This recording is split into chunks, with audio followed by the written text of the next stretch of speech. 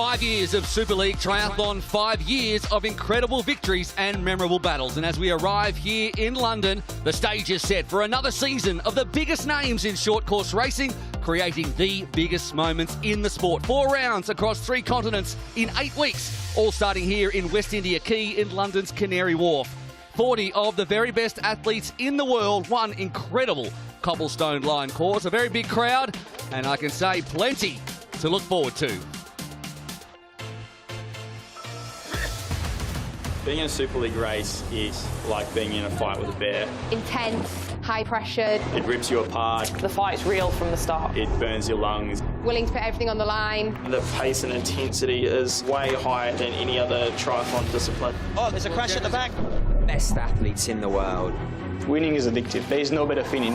This is what Super League racing is all about. This is the future of professional triathlon. If you don't see that, then you're not paying attention.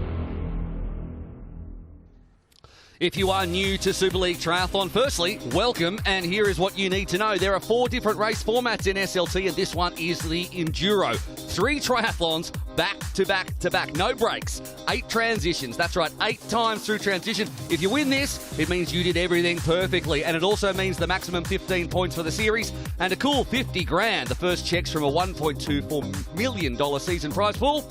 Athletes are racing for themselves, but also for their team. Each of the 4 teams made up of 5 men and 5 women. And then there's the short shoot, a nice little shortcut a team can earn by being quickest in the first swim, bike and run, earned by a team member and allocated by the team manager to anyone who needs it for the last run of the day. Just a couple of minutes until the women get underway. Here's who you need to look out for. It's set to be an incredibly close fight for this year's Championship Series, with a stacked field of Olympic and Commonwealth medalists, world champions and rising stars. With Georgia Taylor-Brown sidelined through injury and Katie Safiras returning after the birth of her son, we're likely to see a new women's champion. Alongside Safiras in the newly formed All-American RTS Warriors is last year's runner-up Taylor Spivey. She'll want to go one step better this year and take home the crown. 2 athletes hoping to launch their campaign with a home win are GB rivals Beth Potter and Sophie Caldwell, teammates in the all-British RTP Sharks. Both have podiumed on a number of occasions, but neither has won Super League's Championship Series. Racing for the Santara Tech Eagles is 15-year-old prodigy Fanny Salai. Fanny shocked the triathlon world back in March when she podiumed at the Arena Games against established Olympic and Commonwealth medalists. It'll be a very different race this time, but if she can handle the tight and technical courses, her star could really begin to shine. After narrowly winning the team championship by just 2 points last year, the Bahrain victorious Scorpions are back to stamp their authority. Leading their lineup in London, new signing Verena Steinhauser snapped up by the Scorpions after exceeding all expectations to finish 5th last season. Keep an eye on her, she's one to watch. So many to watch as the action heats up. Big crowd here you can see, and here is the start list for the women's race. 5 women in each of the 4 teams, and a lot of eyes at home will be on the RTP Sharks and team manager Michelle Dillon, who has to decide how she is going to deploy all of the stars in her team. Beth Potter in incredible form, Sophie Caldwell the same, and those 2 will be competing for a spot on the GB Olympic team for Paris. I think I am tough. Like, I don't give up easily. Like, I can go to dark places. I can push myself hard. Fundamentally, I love triathlon, I love doing it, and it's something that gets me out of bed every day to do it. But also on the flip side, it takes a lot out of me, mentally, physically, emotionally. It's hard. Beth's just gone and smashed the Olympic Paris test event, and Sophie didn't have a great race, so Sophie's going to be wanting to prove something here, I'm sure. After Paris, I obviously not what I'd trained for, not what I'd hoped for and stuff, and I've definitely felt like since then a bit of like a knock of confidence, so I'm definitely hoping that Sunday helps put some of that to bed and kind of have a good race and feel a bit more with myself, not a complete failure like last week. Beth, on the other hand, is probably coming in quite confident and happy with herself, but sometimes people once they've had a great race, they can walk around and almost get a little bit too complacent. I feel like I am the top performing Brit at the moment. I think I do deserve a spot in the team, but I've got one race left this season to prove to the selectors that I'm good enough, so hopefully I can do it there. Not everyone's friends, not everyone's enemies, do you know what I mean? They're competitors, and that is their strength. They both want to be the best. They've got different coaching teams. One's based in Leeds, you know, Beth's very much in that Alistair Brownlee, Jonathan Brownlee camp. You know, Sophie Caldwell has been in Loughborough. She's got the British Triathlon head coach as her personal coach. She's got her squad around her. They're fierce competitors, and they're in the same team. What I have to make sure as a team manager that they both perform at a really good level without strangling each other. We're just opposite, like the way that she wants the race to go and the way that I want to go. But saying that, like the conversations I've had with Beth, she's become a very whole-rounded, well-rounded triathlete. Like she wants to be up there in the swim, she wants to be up there in the bike, and obviously then she can run how she wants. So yeah, she's someone that, yeah, is hard to beat. You can definitely win or lose a race just like in your mindset. Everything will be rosy when they cross the line, but when the hotel door closes, you're going to hear screams and shouts because not both of them can finish on that top step of the podium. And if one of them does, they've screwed the other one, and vice versa. The atmosphere is absolutely buzzing down here. As you can see, the crowds all afternoon have been building, gathering, and the tension is building as well. You can see the athletes just behind me, very ready to go for this opening round of Super League Triathlon. And I'm now going to have a really quick word with Taylor Spivey. You're coming in, of course, as such a big favourite. Does that bring pressure, confidence, or a bit of both? I think a bit of both. A lot of the other athletes did really well last weekend in Paris, so it's not going to be easy, but it does give me a bit of confidence knowing how well I did last year. What do you make of this course? You did a good old recce yesterday. Yeah, I mean, this course last year really worked out well for me, but it's a different format, so we'll see how it goes. We're going to let you focus. Countdowns are happening here. It's all buzzing. Good luck out there today as our teams ready themselves. Not long to go now.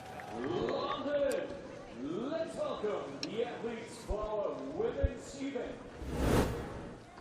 All right, let's take a look through our teams as they head out onto the black carpets. And we start, of course, with Katerina Shabalina from Kazakhstan. There she is out there, great swimmer, raised in Siberia, now races for Kazakhstan, the Southeast Asian Games winner. Julia Hauser, 29-year-old Austrian, is a two-time Olympian and making her Super League debut here in London. Joining those two women on Tim Don's Eagles from Great Britain. She'll get a cheer, no doubt. Scottish and based in Loughborough, Sophia Green. Jeanne Leher from Luxembourg, who was really strong in 2022 with 4 top 10 finishes. And the last athlete out there, the youngest ever Super League Triathlon athlete. Big moment for her, 15 years of age. Fanny Zalai from Hungary, 3rd at the Arena Games 30. So impressive. And we'll head down now to the manager there on the left, dressed in a schoolboy outfit, actually. Look at him there. Rebecca's with Tim Don. Tim Dunn looking very dapper there. Welcome back, of course, to Super League. How much of a tactical game is it going to be today, and how are the Eagles going to play it? It's going to be massively tactical, especially if the rain clouds come in. We've got a young team, a dynamic team, the current European champion, and got that amazing young girl, 15-year-old Fanny. So I'm really excited to see them execute. We're going to be using other teams as well. Good luck today. Thank you so much, Tim. All right, the Eagles looking for revenge on the Scorpions, but now we turn to the Warriors, the All-American team, and welcome back to Super League Triathlon. One of 3 two-time SLT champs, Katie Zafiris, coming back after becoming a mother. Erica Ackerland making a Super League debut in London, super strong on the bike. It'll be interesting to see what she can do on this technical bike course. Also coming back after 5 years away, Kirsten Kasper, 3 podiums in a row in 2018. Has the game moved on for her, though? Summer Rappaport from the US has finished 3 times on the podium. She was a wild card in Malibu last year, where she finished 4th. Such a strong team, the Warriors in the women's. Taylor Spivey, we just heard from her, one of the few who've raced all 5 seasons of Super League. Had a win in Malibu and 4 podiums, runner-up spot last year. And we have a new manager as well, Nick Chase from RTS. He's with Rebecca. All-American, all fired up. How are you going to capitalise on the all-important opportunities today? Well, I know the crowd is going to fire us up because I know you're all rooting for your home team, but trust me, we are going to bring it. We're going to really have this American team come out. We've got Olympians, last year's runners-up, and the best American women the U.S. can bring to the table. So thank you for having us. We appreciate it. Muted round of applause for the Americans there. And it's the Scorpions, last year's team winners, who are out next. And we start with, from the Netherlands, Barbara de Koning. There she is, just 20 years of age. SLT girls race winner 4 years ago. She's a front pack swimmer. Verena Steinhauser finished 5th overall in the series in 2022. The Italian pocket rocket is one of the strongest cyclists racing in London. All right, the Scorpions have been decimated by injury, and a late call-up, Annabelle Morton of Great Britain, 23 years of age, based in Loughborough. Alicia Betto from Italy became a mum in November last year and amazingly raced in the Italian Middle Distance Championships. And rounding out the Scorpions is the top Kiwi for the past 5 years. 4 top 10s in 2022, 9th overall in the series. And her second SLT series, Nicole van der Kay. And we're going to head down now with Becca to the manager of the Scorpions, MG. MG, defending champions. How much confidence does that bring in? You look very fired up. Oh, I'm always fired up. We're the defending champions, and we'll have our work cut out for us today. Home ground advantage is not on our side. But hey, we'll be there. You will. Good luck. I don't need luck. We're full of talent. Quietly confident Michael Gilliam there, the Australian. And finally, heading out onto West India Quay, the RTP Sharks, led by Kate Woff, 6th here last year, 10th in the series, the 2022 Under-23 World Champion. Olivia Matthias finished 5th overall in the Arena Games series. Young athlete from Great Britain is very much on the rise. The third of the Brits coming out now, Jess Fulliger, great swim biker. She used to race for France, but in 2020 she switched to Team GB, and here she is. Sophie Caldwell from Great Britain finished 3rd overall in 2022 and had a breakthrough race, winning the World Triathlon Championship Series in Yokohama. And a big cheer as well for Beth Potter, probably the favourite for the Paris Olympics, won the test event last weekend, also our Arena Games champion. Some real stars in this one. We'll head down to Becca, who's got the Sharks manager, Michelle Dillon.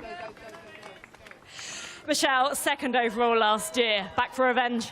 We are definitely not wanting to lose this championship series this year. We have a full British lineup this year. I'm absolutely buzzing to be here in London this weekend.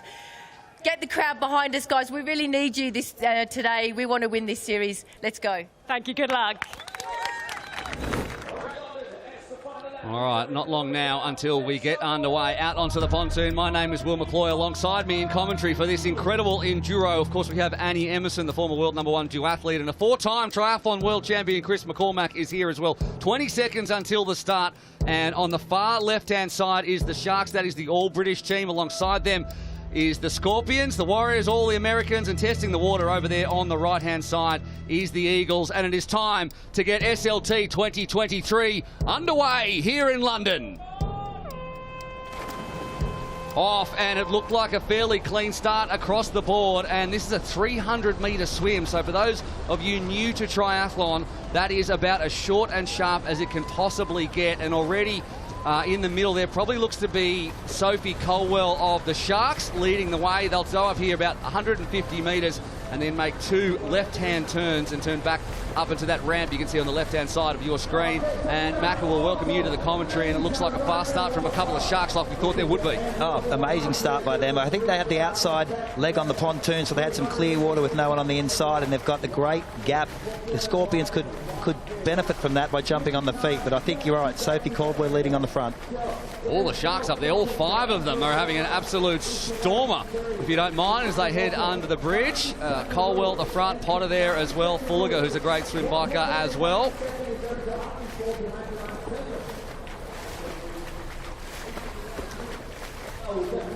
As the Sharks continue, and our podium predictions down the bottom have Caldwell and Potter, with Spivey splitting them. Now Spivey, I really feel like last year she had one of those seasons after 5 years where she really felt like she deserved to be at the very pointy end. She was about a 4th and 5th place athlete before that. It was more of a confidence thing maybe, just like Rachel Clammer before, always managed to finish just off the podium. But last year, Annie, a real step up.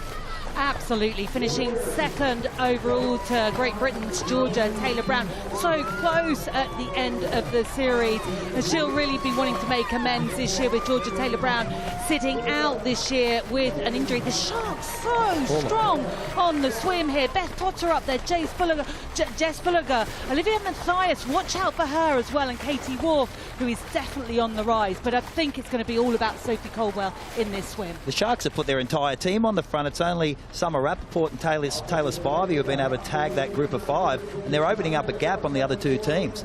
Yeah, there's 3 Warriors there and all 5 Sharks, and no one else is anywhere near them. And the gaps are so small in racing. We're almost already at the end after 2 minutes and 10 seconds of the 300-metre swim. There is a buoy there because there is a very large boat, just to remind them not to swim into that. And we're about 50 metres before the end, and the Sharks have taken this race already by the scruff of the neck. Don't forget, though, this is a 9-leg triathlon. So it's swim, bike, run, swim, bike, run, swim, bike, run. You've got to be on the front end, but there's plenty of racing to go in this one. And there are a couple of names there who we probably thought we might see a lot of. Macca, I know you're connected to the Scorpions. I can't see any Scorpions up the front. That start was terrible. I thought they'd get the inside run and benefit from the attacking start of Sophie Caldwell and that entire Sharks team, but they got caught up on the inside, and they're all at the back. So it's a really great setup for the Sharks. They've put themselves in an amazing position, and together on the bike, they can really open this field right up. I'll tell you what, Kate Woff's had a great swim there. Sophie Caldwell first out of the water. Potter just stumbling on the way up. Summer Rappaport heads up as well, but Caldwell, Mathias, who are great mates and both based in Loughborough, have had a great swim. You can see the timing there. Kirsten Casper is the leading warrior. Summer Rappaport and Spivey. So the top 8 positions, all blue and orange. Michelle Dillon doing what she hoped she could do. Over the mountain line, and meaning that the short shoot goes to the Sharks. So the first one earned by Sophie Caldwell. That can come down then to a decision by Michelle Dillon as to, on the last run, who gets a shortcut, which is about 5 metres or so, I would say, or maybe 5 seconds. But at the moment, it's a race in 2 out the front. Everything going the Sharks' way. Oh, it certainly is. And that short shoot, it might only be 5 seconds, but it's a psychological gain you get from knowing that you're going to have a little bit of a break on the run. Sophie Caldwell, she wants to make amends for that very difficult Paris Olympic test event where she finished way down the field. Beth Potter will be up there. She, of course, won that Paris test event, but what a start from the Sharks. I would expect to see some of the Warriors up there. I think this race today is the one where they can really get some points with Taylor Spivey in there, Summer Rappaport, and let's see what Katie Severas can do, a 2-times winner of the Super League Series. All right, Kate Woff and Beth Potter have been able to ride up just about to the back of Mathias and Caldwell, which means there's a group of 4 Sharks at the front, 10 or so metres as they round the dead turn at the far western side of the course to Katie Severas, who has ridden through on the 5th Shark, and then it's Spivey and Rappaport. And if you get all the way down to Jean Lahaye before you see someone from any other team. 30 seconds across the field already, which is more than we usually see it break up at this early stage of the race. We're only 5 minutes in, if you can believe that, and the pace is really on at the front. Sophie Caldwell taking no prisoners. She wants to hit back, obviously, after what she admitted was a pretty average showing with a lot of pressure on the line and Olympic spots on the line, Macca, too. Oh, without question. The one thing Sophie Caldwell will do is she'll lay down the hammer. She's quite happy to sit on the front, drive the pace, and they'll benefit from that. All right, we're going to head back down to Becca, who's got Michelle Dillon, who will no doubt be absolutely stoked. Michelle's just diving in there to cheer on her team, of course. You looked confident when we spoke just a moment ago, and it's not got off to a bad start, has it? I can't even hear what you said. It's so loud down here. What a start. It's so loud. I am just so ecstatic that all my girls are at the front of the race, and we've got the short shoot, which makes me really happy. All I could see was blue, and blue Sharks everywhere. I'm ecstatic. Good start. Great start. We'll let you focus. Oh, wow. Well. All right, if you're just joining us, of course, the short shoot, it can be earned on the first swim, bike and run by whoever gets over the mount or dismount line first. And that is it can go to the team manager. A team can only win 1 of these, but they can win more and take them from the opportunity from other teams. But it's a little shortcut that on the last run can be very, very handy in shaping the race. 5 Sharks at the front and 2 Warriors, if you can believe that. Spivey and Casper But it looks like a team time trial right now. It's absolutely incredible. It really is. Who would have thought it? 5 British athletes sitting at the front of this race, the very first race of the 2023 Super League Triathlon Series. Spivey just a little bit off the back there, but she's a seasoned pro. She won't have any problem hanging on the back wheel. Conditions, they're just a little bit sketchy, a little bit wet in places, and this is a tough bike course, isn't it, Macca? Oh, without question. Very, very technical. The interesting thing, despite having 5 on the front with the Sharks, that Sophie Caldwell is doing the heavy lifting. Beth Potter's been able to sit back with the magic run she has. I wonder if that's a tactical move. I didn't think it would be. That's talking about those two working together. That's very, very interesting. But they're going to keep that gap at bay. There's a group behind that could come together, but this gap will be very, very difficult to close down. What we're seeing here is something we probably haven't seen before in the teams racing since it was introduced, is the ability for this group to really work together as a breakaway in such a small race. We haven't seen the teams group together in such a way, and the gap is already huge, as now a turn on the front for another Sharks athlete.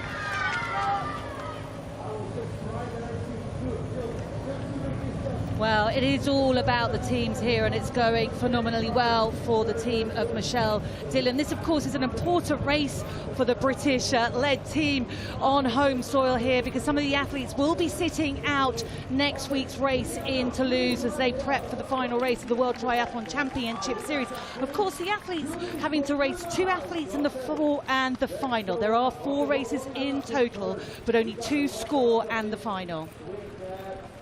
The gap now out to 6 seconds between the top 7, including the Warriors of Kirsten Casper and Taylor Spivey, and Jean Leher, who is all by herself in 8th. Nicole van der Kay a further 10 seconds back in 9th from Sophia Green, Verena Steinhauser, the first of the Scorpions. Alice Beto along with her 8 further seconds back. 44 seconds cover the field at the moment. I'm not sure what's happened to Summer Rappaport. She's dropped on the bottom of our timing screen, so we'll bring you that as soon as we can. But one thing that I didn't think I would have to be talking about this early in the race is the 90-second rule. If an athlete is further than 90 seconds back off the leader, anytime they come through transition, they will be shown the yellow flag and eliminated. And we have seen blowout races before, but this could be new ground for us, considering there's already 45 seconds covering the field, and we're not even through the second of 9 legs. We know how difficult it gets after that first run. The race is usually set up after this first swim bike, and the run is where it breaks open. But we've broken it open on the bike course. There's some heavy hitting runners in that front group. And looking back at the other teams, with the Scorpions definitely the one on the back feet, they've got a lot of work to do in this first run, which may cost them as the race unfolds. I can now tell you that Summer Rappaport is showing up as an odd number on our timing sheets because she ran the wrong way during the first transition. So she's off the back, and that has sent the timing sheets into disarray because she's crossed something at the wrong direction. So, but she's still in the race, and let's hope that she can work her way back into it for the Warriors, as now Taylor Spivey takes a turn out the front. Now, she has plenty to prove, I think. I think she sees an opportunity here. She sees Georgia Taylor-Brown sitting out this series. Maybe she comes back in NEOM. She's the one that tipped Spivey. So she has the most experience out of any of the women. She finished 2nd last year. The person who beat her is not here. So for all intents and purposes, everyone looks at Beth Potter, everyone looks at Sophie Caldwell because the Sharks team's so strong. But Spivey, who I think is battling a small foot injury, yes, she still thinks that this might be her time. And if she's going to make her hay, it has to be in the first 2 rounds of the series, otherwise it's lost. Oh, absolutely, yeah. She is carrying a small little injury, but I think when you race, I think the adrenaline will carry her through for sure. Let's not forget, she is the most experienced athlete here racing in this field. We've had 5 series starting back in 2018, and she's raced in every single one of them. And she will be hoping that 2023 is her year. Her run might not be as strong as Potter's, but her swim is exceptional, and we know that plays a huge part in the enduro. All right, the 4 laps of the first bike are done. They have to dismount before that yellow line you can see there, or risk a 5-second penalty. All penalties this year are 5 seconds. They rack their bikes. They're all going to rack them front way in because the team managers, you can see Michelle Dillon there on the left of screen barking instructions, they can turn the bikes around or fix up anything for their athletes for when they want to go out next. On to the first run, and taking the short chute for the Warriors, Taylor Spivey. She knew it was there. She sprinted out. She transitioned well, and now the Warriors have one of the short shoots as well. And I would say at this current point, because there's another one on offer at the end of the run, that neither team will pick it up because one of these two will cross the line, and you can only get one short shoot per team. So Potter, one of the supreme runners in triathlon, takes the lead of this run. It's about a 2-kilometre run, and Spivey sits in behind, knowing that she cannot allow Potter to steal too much of a march on her as they head down the back end of the course. Well, it has to be very, I think, tactical, this racing, because Potter doesn't really want to go the next 2 rounds by herself. And so what does she do? Does she sit in a little bit, knowing her running prowess? And we can just see now Fanny coming in. Yeah, Fanny's alive, the 15-year-old. She needs to stick with the group right now. She's currently in 17th position. She's about a minute back as we head down now to Becca. He's with Nick Chase, the Warriors manager. A dangerous front group there, and you've got 2 in it. I could not be more excited. The Sharks came out so fierce. They were just dominating, but Taylor pushed herself in the front, got us a short shoot. We are in a good position to score some great points as the Warriors. This is a full-on race. It is exciting. It certainly is. Talking of which, we'll let you focus. Get back to it. I got a lot to do. There is the short shoot. We'll be seeing a Warrior and a Shark take that later on in this race in probably about half an hour's time. But Potter, who has had some of the great run battles, especially with Cassandra Beaugrand, who will be coming back for the Scorpions, and they'll need her, Macca, next week in Toulouse. At the moment, you could be forgiven, but this is a race of 2 teams, the blue team and the orange team, the Sharks and the Warriors. Yeah, is there any other team in it? But it's interesting to see whether Beth Potter is just relaxing into a stride. There's still a long way of this racing to go. She is the best runner in the field. She looks very, very comfortable. And she's already opened that gap. Tyler Spivey deciding to sit back with that group. Safety in numbers. We have had another swim to go. And whether they'll swim back on the back of Beth. Beth is capable of running this 90-second rule out and eliminating half this field. Yeah, if she really wants to punch it, she could start eliminations. At the moment, there's 70 seconds back to Barbara de Koning, sorry to the Scorpion, and Annabelle Morton, 80 seconds. So Scorpions could be eliminated first. But you're right, Annie, in that you say, apart from having a nice clean transition and diving into the water first, you probably want to let everyone else just catch up to her in the water. Absolutely, because I think that she's going to save energy by working with the other athletes on the bike, that's for sure. I mean, she's such a complete athlete, so talented that she could ride away, but I think with the likes of Colwell in there, Casper in there, Spivey, she's not going to stay away for long. So I think from my point of view, I'd like to see her sit back a little bit, keep the heart rate down.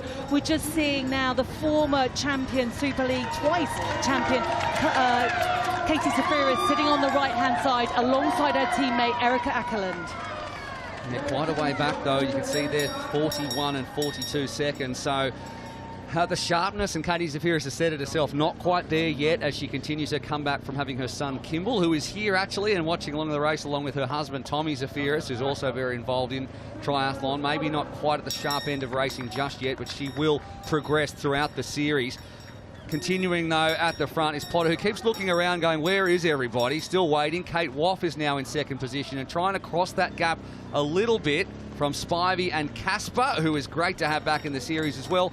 Colwell, you can see there in 5th position, just putting the swim cap on, as well as Jess Fulliger. And Jean Lahair, what a courageous end of the bike and start of the run for her. She has made up that 5 seconds to tag onto the back of this group, putting an eagle in there. So relief then for Tim Don. We're going to hear about that from Tim Don. He'd be over the moon with that. He actually talked about that prior to the race, her ability to ride that bike very, very quick and put herself in positions, and she's done just that. Oh, I love watching her race, I really do. She was 7th overall in the 2022 Super League Triathlon Series. She won a gold medal in Madrid at the European Championships, but because of the water quality, it was turned into a duathlon. But such a feisty racer she really is, and proving that by running onto the back of this group. It's just a sea of blue. Like the points they're scoring right now, the Sharks, is remarkable. Beth Potter looks so in control, and interestingly, in the group behind, they've distanced themselves from Taylor Spivey. She's opted to stay in the safety of that group. I see it's Kate Woff she had a magnificent race in Paris last week, put herself in 7th place, and she's really pushing that front group to keep Beth at bay. Just wondering where Jeanne Leher's goggles and hat are, because all the other athletes have put them on already, and right, so... Oh dear, look at that. Someone's rolled out a helmet. There's on the track there. That's Michelle Dillon, who may have had that happen, so she'll have to get out there onto the black carpet. It was lucky that the motorcycle missed it. I think it's been cleaned up now, but a disaster averted. Sorry to jump over the top of you. There it is on the ground as out it comes back to Michelle Dillon, and there is the first of the Scorpions who comes in as well. But fastest run out there for Jeanne Leher at 2:20.8.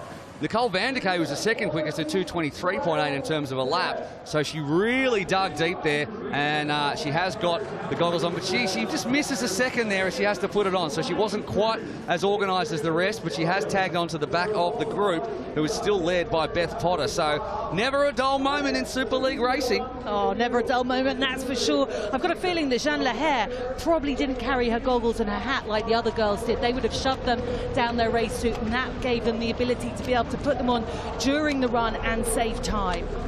Fanny Zalai crossing the line here. She avoids elimination, but she is about, well, over a minute back now, 62.8 seconds, and cruising around in 15th position. So she is in danger, or could be in danger, of an elimination soon, but it is just absolutely outstanding to see someone so young compete with the best in the world as well. You can see she lost time there having to do, to grab everything out the box, sorry. So onto the back of her comes one of the Scorpions athletes, and down they go. Zalai finding the going pretty tough. That was a Katerina Shabalina who is, oh no, sorry, it wasn't. It was Alice Beto at 66 seconds. And Morton, who I think might have been eliminated now, she is at 96 seconds. So the 90-second rule could have got her. We will confirm that very, very soon, whether she got stopped in transition as they head out for the second of 3 swims, and it remains a pack of 8. A bit of fighting there between Jeanne Leher and Kirsten Kasper at the back of the group. And that's why you want to get into the water first, just to have a nice roll around. And Potter was she was very pleasant there with her wide line around the buoy, having a look, saying, come on guys, come with me, it's all good. Anyway, now it's one of the Scorpions who's stuck in no man's land, leading the group. We'll head down now to Tim Don, who'll no doubt be very happy. He has one horse in this race. You've got Jeanne Leher up there, infiltrating that group. Are you happy with how it's going out? I'm happy, disappointed. Also, Fanny fell off on one of the corners, but she's a tough young lady, so hopefully she's going to work her way back in. But it's great that Jeanne, she's running well. If she's there at the end, she's running very well. And tell us what you're up to at the moment. Very, very busy for you in transition. Yeah, so I've just set everyone's bike up how they were, and now they've finished the run. I need to take their run shoes out and set them up so they can have smooth, silky transitions. We'll let you crack on. Tim, thank you. Cheers. All right, there are plenty of ways to earn team points. They can also be earned for the fastest swim, bike and run lap, and you can catch up on all of that later on after the race. But you can see there more bad news for the Scorpions. Barbara de Koning, the 20-year-old of the Scorpions, is the first to fall afoul of the 5-second penalty rule. She had some gear out of the box, which means at some stage when she passes on the run, the penalty square, I guess you want to call it. Yeah. She'll have to stop for 5 seconds, but she can choose any run that she is in. She want to do it soon, though, because she is 81.8 seconds in arrears. So she might not get the chance to take it. As out of the water comes Potter, who led the whole way through. Spivey right on her tail. Kate Woff there as well. Sophie Colwell and Olivia Matthias, and a slip there for Jess Fulliger as they head to the top of transition, turn around and head out on the bike once again. And 8 seconds separating the top 8. Potter, clean, nearly runs into Colwell, but heads out, and she will continue to lead them, or will she? Spivey. Now, Potter didn't have time, or the Michelle Dillon didn't have time to put the elastics on the shoes, but it looked like Nick Chase did, which just makes it a little easier to get the shoes in. All those little 1%ers will count at a race of this calibre.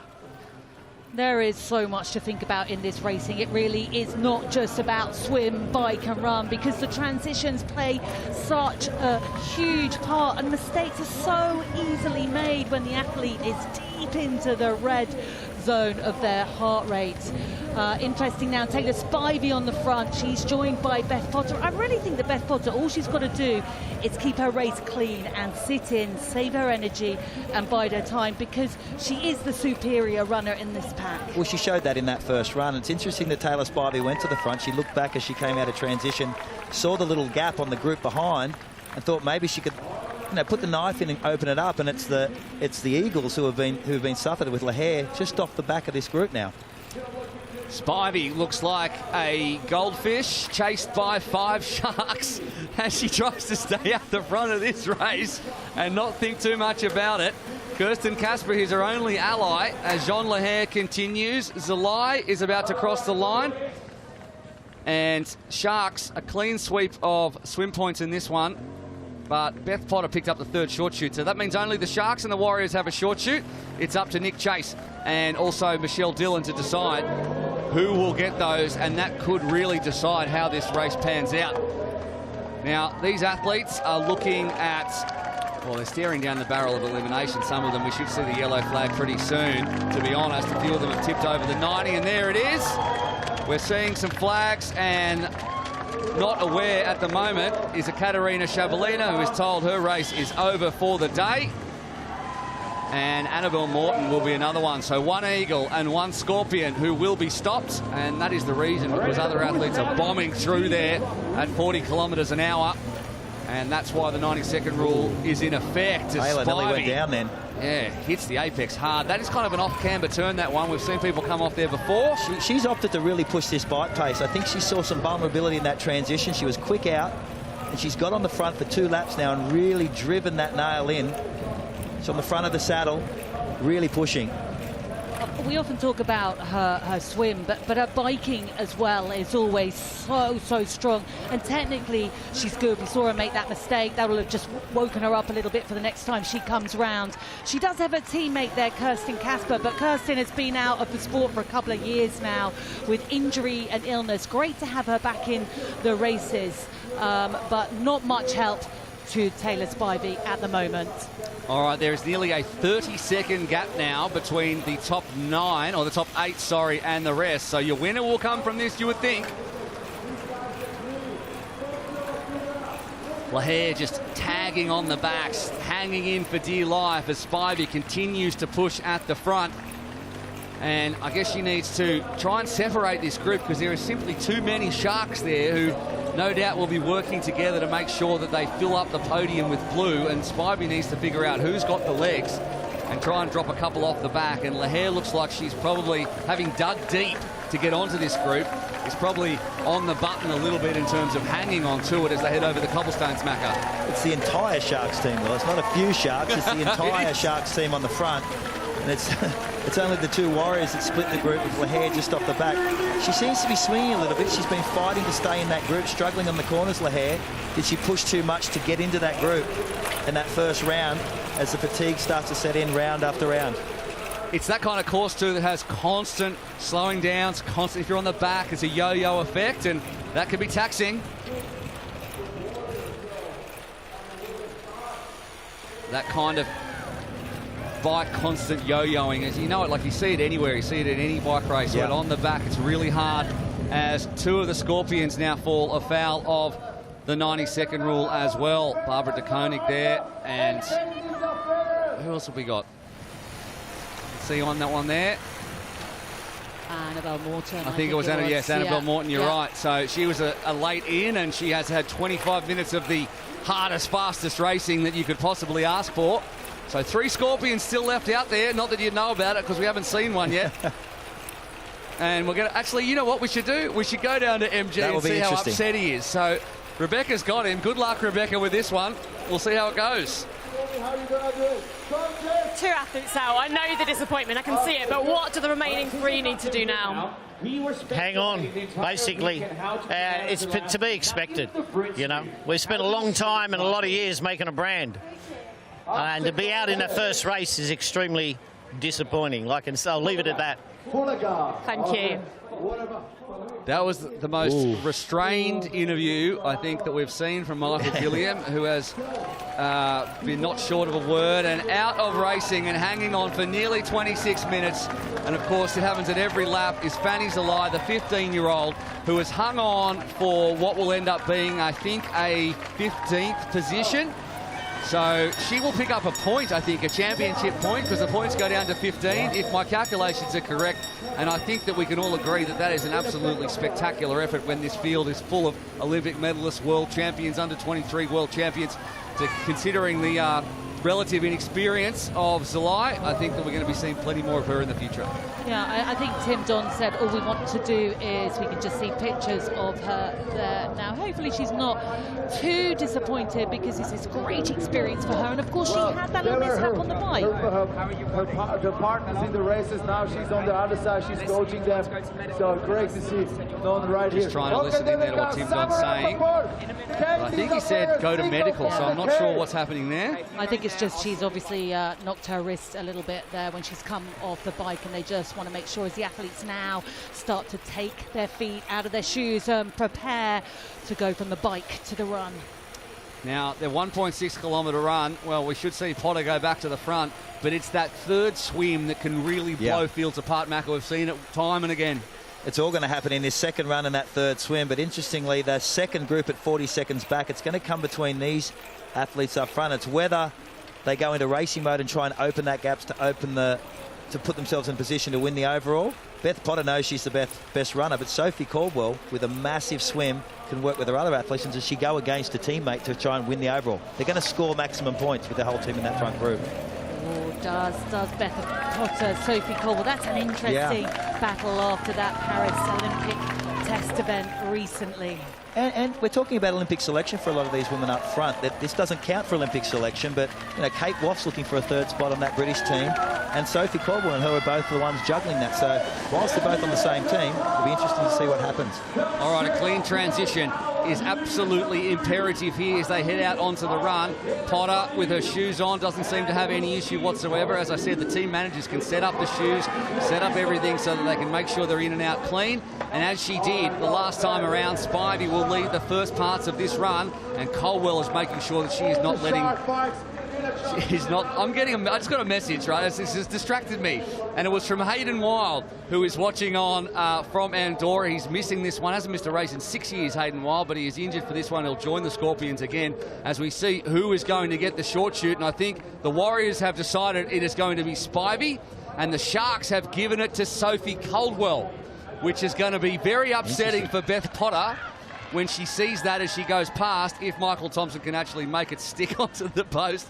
But Hayden Wild sent a message, and all he said was, MG, not happy. Wow. He knows exactly what it's like to be part of the Scorpions team. Oh, he certainly does. We can see Sophie looking really strong now. I think that's tactical from Michelle Dillon, the coach, of course, of the Sharks, because she knows how well Beth Potter runs, and Beth is going to put a good few seconds into Sophie, and she wants to make sure these two girls are clear up the road. And of course, they're going to have Taylor Spivey breathing down their neck as well. When you look at Taylor Spivey's run and Sophie Caldwell, pretty similar. So a good tactical move from the coach from the Sharks, Michelle Dillon, to give that short shoot to Sophie Caldwell. And this is a little squeeze by Sophie Caldwell. It's the three experienced athletes on the front. This is when the cream comes to the top in this second run to set up for this swim.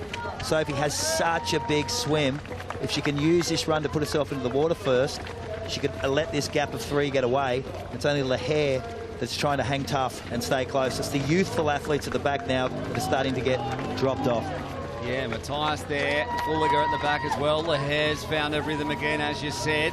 But it's Caldwell, so Potter's let Caldwell lead this one. I don't know if Potter's let her, but we always think she's the best runner out there. But Caldwell pushing the button, Spivey hanging in there, and it's many people's, including yours, Macca. This is your podium predictions. I think you're right. We just don't know what order it's going to be in, but could it be Lahare who upsets the apple cart? Caldwell's looking strong, though, and how about this crowd has absolutely turned out. It was raining a little bit before. You can see the blow-up shark. Looks like the same one Hayden Wild threw over the finish line in Toulouse last year. has made another appearance, and the Sharks fans are absolutely stoked as Lahair tags onto the back of Spivey, in a gap now between the top 4 and the rest of this pack. Spivey looks magnificent. She's very, very comfortable at the back. I thought there was a gap opening up when Caldwell pushed it through that last turn along that home straight. She closed that gap. Lahair's been able to move up onto the back of her. And interesting, if these 4 can establish some pace in this last swim and open up the gaps on the group behind, that may be vulnerable to that chase group that's sitting at 40 seconds back and put other teams back into play. At that cue from you, Macca, I should run through who we have. So at the front, of course, we have Caldwell, Potter and Spivey and Jean Lahair. Then it gap back to the second group that's formed, led by Kate Woff, who's almost on her own there. But Jess Fulliger, the other Shark, Olivia Matthias, another Shark, is also there along with Kirsten Casper. Then there's about a 30-second gap back to the next group. Katie Zafiris, a 2-time champion, leads that group from Nicole van der Kay and Verena Steinhauser. The first 2 Scorpions. Summer Rappaport, Erica Ackerland is our other athlete in there alongside Sophia Green in 13th and 14th, but they are well out of contention, obviously, to even get up to that pack. So there is a pack together of 4 athletes between 9th and 12th who are fighting it out for the minor placings. But up the front, of course, it's Sophie Caldwell at the moment, and this time Jean Lahair's got a gear on. She's ready to go. Well, she has. It looks like she's managed to keep her swim hat and goggles with her. Can't see her goggles yet, but the hat is absolutely on. Talking about transition, it was Kate Woff's slow transition there that made her lose time to this group, and she's had to work really hard to get back on as Sophie Caldwell charges away now. She wants to get a little bit of a gap, but this is interesting. Jean Lahair is dangerous in this position, and this is a little bit of a breakaway group now that we're seeing. Yeah, Woff has managed to bridge back onto the back of this group, so that is very important for her swim, to be able to swim with this group. And then you've got Fulliger and Matthias together at the moment, watching the others disappear into the distance. They've lost Kirsten Casper, who sits in 8th position. So a group of 5 at the front, if Woff can indeed continue to hang on to this pack. All those 3 athletes in blue are all shooting for the GB Olympic team, and there is no doubt that the selectors are watching this and seeing just how sharp Kate Woff is as a younger athlete of the future, maybe if not for this one, but she has gotten better and better and put her hand up at the right time. Look at what's Taylor Spivey. She moved up, she had a glance across at Beth Potter.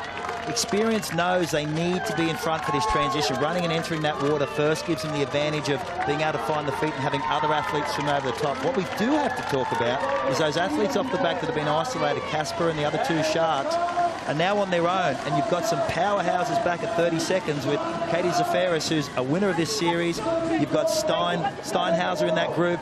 They could close that gap at 30 and suddenly put themselves back in the race. So the fatigue that's happening at the back of the pack starts to amplify in this last event. They need to be very, very aware of that. They do. Jessica Fulliger, though, inexperienced really at this type of racing, is really doing really impressive stuff here. And Olivia Matthias as well got quite seriously injured in the European Championships in Madrid a few months ago. So she's just on the comeback at the moment. But look at these 3 fighting it out in front in this last 300-metre swim. Jean Lahair, they're just trying to sort out her goggles. That's pretty tricky when you're at that pace. I think everything's pretty tricky when you're at that pace. I mean, just even getting your swim cap on is insane when you're running, 3-ish minute kilometres. Yeah. It's absolutely nuts, and that's what Super League racing is basically all about. So the top 5 fighting for that position, and Spivey, well, she knows what she needs to do at the moment.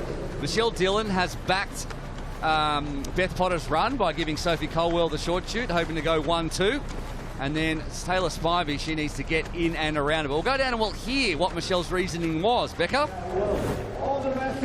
Michelle, for anyone watching at home thinking, I can't work out the allocation of this short shoot, tell us about your decision and how it works. Well, basically, I'm giving it to Sophie because, number one, I messed up her bike in the fact that I didn't put the elastic bands on, so I could feel that she had to work extra hard on the bike, and now I'm seeing how the race is playing out. We've got 2 really strong runners with us in Lahair and Spivey, and I want 1-2 on the podium today. So and even 3 potentially, but giving Sophie the short shoot is just going to guarantee us a podium for sure. Michelle, thank you. Ooh, them fighting words. Yeah, they are indeed. Now, I should mention, when she talks about the elastic bands, you can put elastic bands that attach the back of your bike shoes to the bike so that when you get on the bike, the shoes are horizontal, so easier to put your feet into. It didn't always happen that way for the athletes out there, so didn't manage to do it, Michelle Dillon, so she feels a bit guilty, so she's given Sophie Caldwell the short shoot. And Sophia Green is now going to have finished 14th, so she has been eliminated as well, and you can see how much it means to these athletes. There's a few tears out there. Well, not tears, but they've worked so hard, and it can't be good to see that yellow flag. Great shot, this one. Look at that. Fantastic shot. It looks longer than it is, though, just 300 metres, but a lot easier now than in the first round where there were 20 athletes entering the water together. But this field now seriously thinned out, isn't it? As we can see our front runners, a little bit of a group, but it looks like the back markers are just slightly to nudge the way forward. And there's a kind of train effect, drafting effect, which means that the athletes can get back onto the feet again. Taylor Spivey fighting for that position on Sophie Caldwell's feet. She's been having a bit of a punch-up with Beth Potter. Beth not giving up an inch. We saw that with Lahair when Beth got into the water, clipping her a few times. She lost her goggles. Beth knows how important it is to stay close to move for these transitions. I think she wants to win this event. Sophie Caldwell knows she can do the damage on this swim. She's going to be quick out of here and gone. Spivey always great in transition, especially good here in London, never gets it wrong, but the podium predictions you can see at the bottom of your screen, increasingly, the percentage has been going up for Beth Potter. Everyone knows the run that the Scotswoman has, and she has shown it time and time again in her short time in the sport. Only 6 years she's been doing triathlon, but she comes from a running background. She actually went to the Olympics for the 10,000 metres before she switched over, moved in with Johnny Brownlee up in Leeds, and just went from strength to strength. 2 years later, she was the European champion. So, good transition, a little bit sloppy there Potter. From Potter, and that means now there's 2 athletes in front, and Caldwell and Spivey. Spivey again straight to the front. She smelt blood in the water, and she knows if she can distance herself now from Beth Potter, she can put herself onto the podium. She had a glance back. Sophie Caldwell, a great ally to have on the bike. It's whether she will apply pressure with Spivey to win the overall. She had a glance back herself. Could be the moment. And Caldwell knows. I mean, yes, they're teammates. They're having a look. But they're like, Sophie, work she said with it me. there, right there. Let's go. Work with me. At this point, don't look back, Taylor. Don't look back. Just ride as hard as you can, and you'll get that little break, because you're looking at 2 of the strongest cyclists in the sport. Beth pushes some amazing numbers, but if she's doing all the work and these 2 are working together, that's going to be tough for Potter. Potter has to do the work to close it, and she knows that. It's 1 against 2 here. Caldwell, we know she's happy to lead this bike. Taylor's going to come around. Look, Potter's going to be left to do all the work, and the benefactor of this group will be both Woff and Lahair, because Potter they're going to leave to close these gaps. And she'll close it. Yeah, she looks like she might close. It's just the nature of this course, because it's got so many dead turns and the cobblestones, and it doesn't have those long sweeping areas where you can really make time as a group of 2. But you're right, Woff and Lahair will just leave Potter out the front and say, you'll make it back, you'll make it back. But Caldwell and Spivey need to put as much time in as possible. It's currently 2.4 seconds, needs to be more. It stings the run, you know, with Beth Potter having to close the gap. She's got to get out of the seat, really accelerate off those dead turns. It stings and takes from the run. We're getting to the business end now with only a run to go off this bike, and she is the best runner on the field. But that gap now is starting to open, and it's Caldwell, her teammate, who said, catch me if you can. Yeah, they may be teammates, but they are going for plenty here. They want to win, they want to do the job. Erica Ackler now, another of the Warriors. She's on debut in Super League. She lasted 39 minutes. She finishes 13th overall, so picks up 3 competition points. And Verena Steinhauser is in 12th, but she's safe from elimination. And John Lahair has quite the run. She's not doing the work. She's sitting at the back. A podium could be in the offing. Let's ask Tim Don. Tim, you very sadly lost Fanny Solife in the race. She's just 15 years old, so spectacular, but she came down, didn't she? Is she okay, firstly? Yep, she's okay. She's in medical, but she's nothing too damaged. To have the courage as a 15-year-old on this stage to get up and carry on is just fantastic. This is going to be a learning experience. She'll be back in Toulouse. This race is brutal, isn't it? A quick word on that. I love it. It's amazing. It is fast and furious. You can see these women here. They are fighting for every second, and we wouldn't have it any other way. The Eagles will be back. Tim, thank you. All right, I didn't know that, but Fanny Zalai, tasting a bit of tarmac here in London, getting up and carrying on, and that just shows you the medal that she has at such a young age. Well, look at these 5 here. Potter really not losing any time. If anything, just ever so slightly getting back on. It just goes to show the strength all round that she has in this sport at the moment. It really does. She got a little bit of a help from Woff, who's decided to come up and help out as a teammate, because Caldwell signalled to Spivey to come around and do some work. They got out to about 4.5 seconds. It started to close back with Woff coming on the front. Caldwell's ready to push again. I think she's going to let Taylor lead down this straight, and she'll come back and really work this third lap of the bike course. Yeah, it was 2.4 seconds. It went out a bit. It still ballooned out another second to 3.4 seconds. But, you know, that's the kind of amount that Beth Potter can swallow up pretty quickly on the run. So it's really anyone's game at this point. Jean Lahair also, we haven't mentioned it, but she has a killer run. And she's benefiting from the fact that the teammates are close. She hasn't done one bit of work in this last bike, and you wouldn't do anything. With the run she has, you'd sit on the back of this group, benefit from the chase that they're going to do to close it down, and unleash that run. Well, she's such a smart athlete, a smart racer, and you might not make the other athletes happy, but she's saving her legs for the run. And as we know, she won that duathlon, should have been the triathlon European Championships back in Madrid in May time, and so we know Jean Lahair can run very well. It looks to me like the groups are coming back together again. Yeah, that's Woff. Big ride by Woff. Incredible riding. It looks like Lahair's actually dropped a little off the back of the group now. Not by much, but she finished, her best was 4th in Munich, Jean Lahair, so she will not be wanting to finish below that.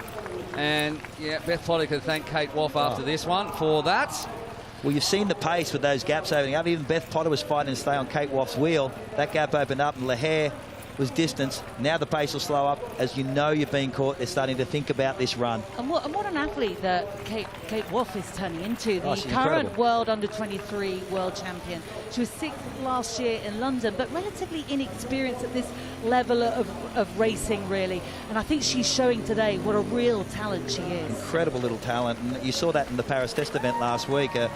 You know, prepping for the Olympics, put herself in that top 10, was magnificent to watch. And coming in here with a lot of confidence, without question. Speaking to her in the week, she believes she can be a big player in this series. And so she should, actually. Her best finish 6th. It was here in London last year, so she'll look to do better than that, barring any mishap. And she's changed things up this year. She moved from Leeds, which is one of the big training centres here in the UK, to Portugal to train with Paulo Sousa, who's one of the preeminent coaches in triathlon.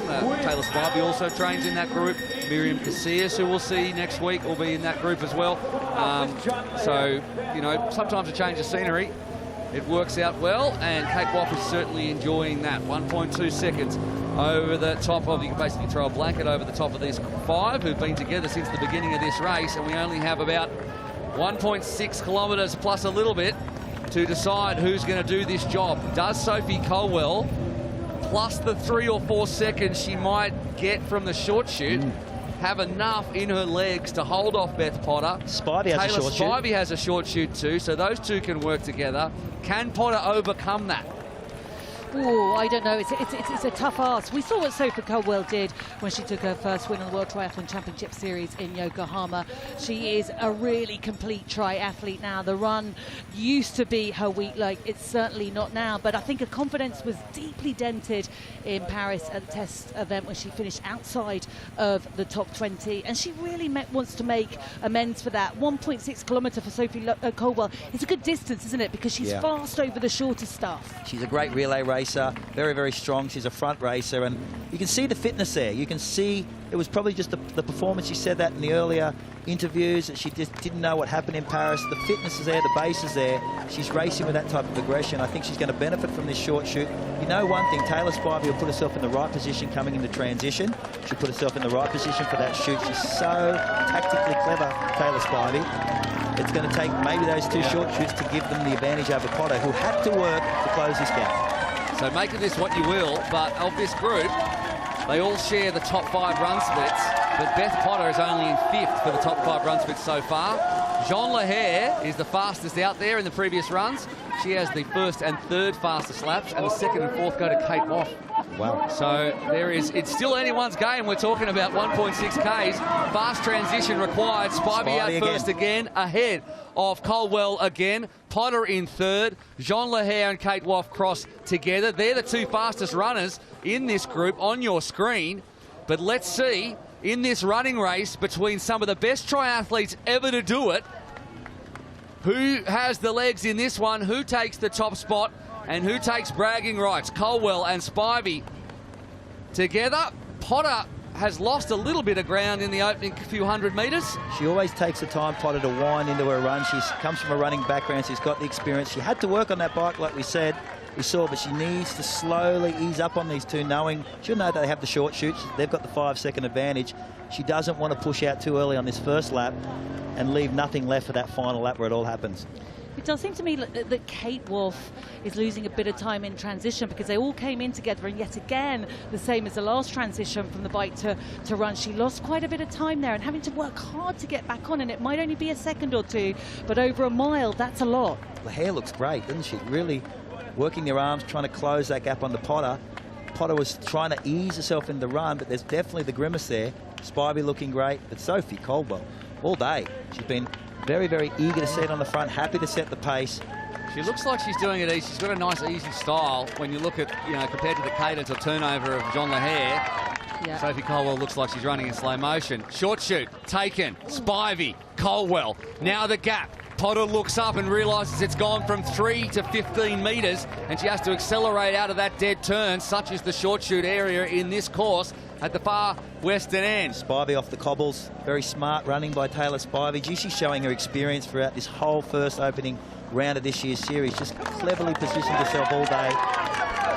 These two need to absolutely work together to keep Potter off of their heels, and it looks like they have actually extended that gap from what it was. So the pair have accelerated, and it's Colwell and Spivey about to cross for the last time, which means we've got about 800 metres, and Lehair has overtaken Beth Potter, who's looked behind her then for Woff. So maybe Potter doesn't have what it takes after streeting the field in Paris at the test event for the Olympics last weekend. Colwell was nowhere last weekend, and now she's at the front, and there's about 800 metres to go as they head onto the black carpet for the last time. And who's going to do it, the Warriors or the Sharks? That's the question.